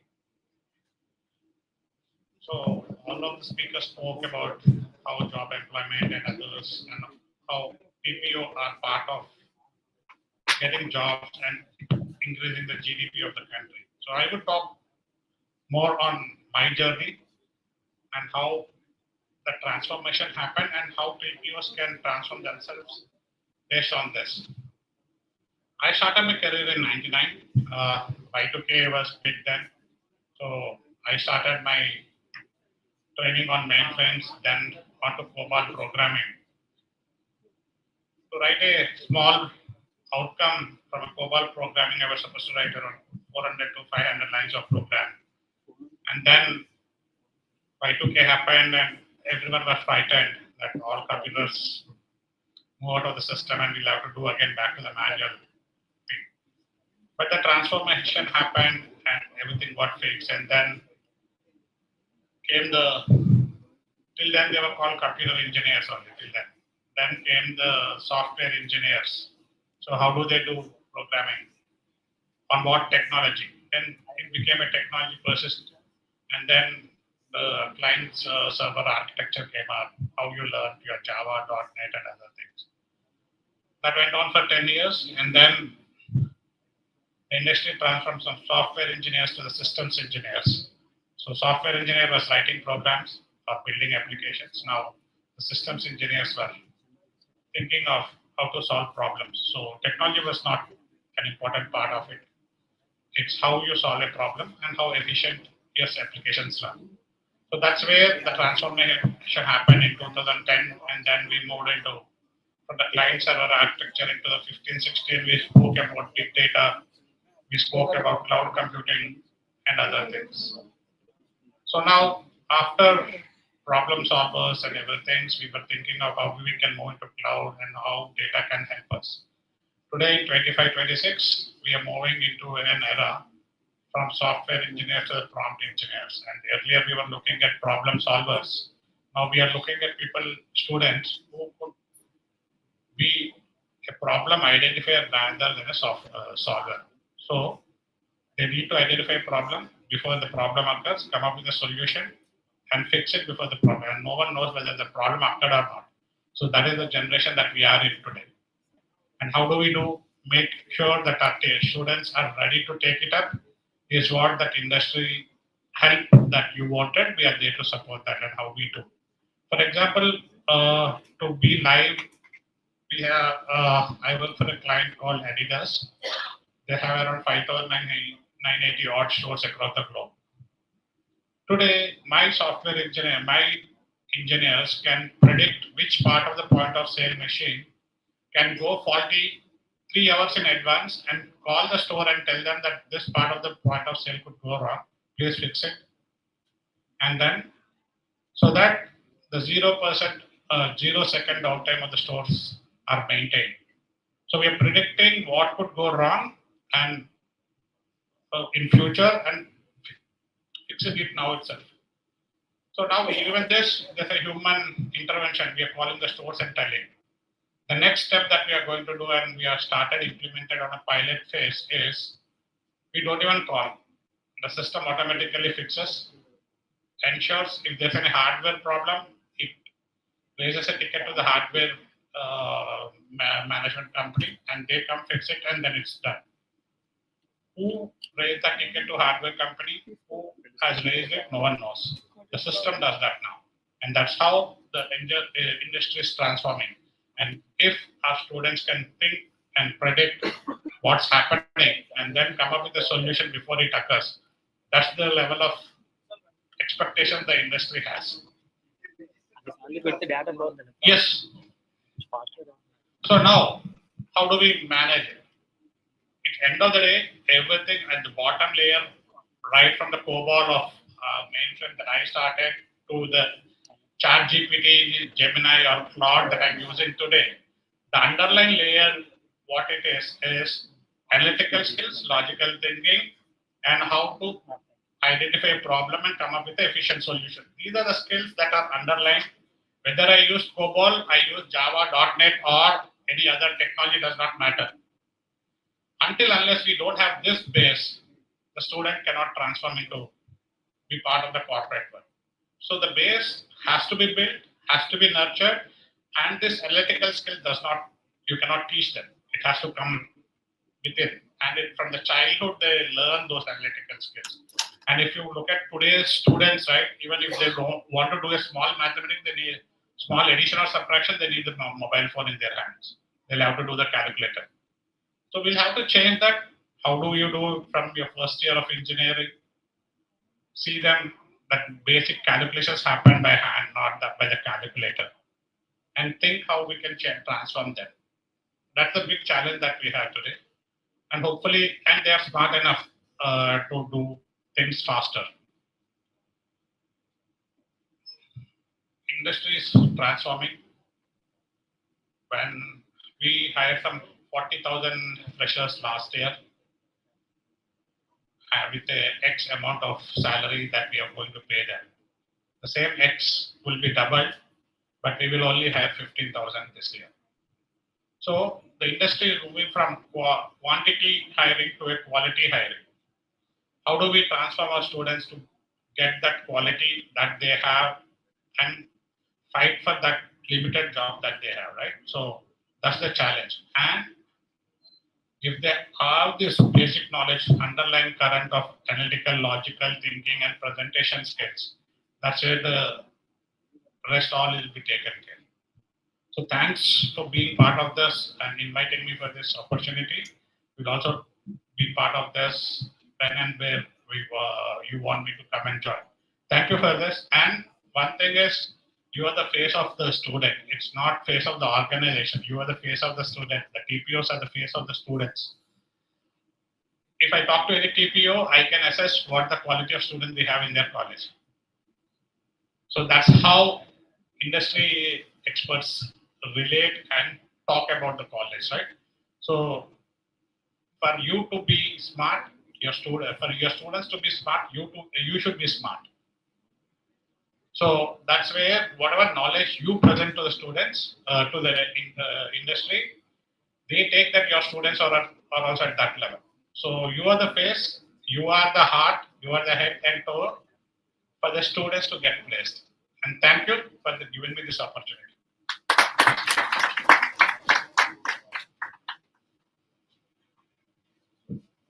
Thank you, sir. I request Suresh sir to accept a small felicitation on behalf of our side. Now I request all the dignitaries of the dais to join the stage for felicitating Suresh Nara sir.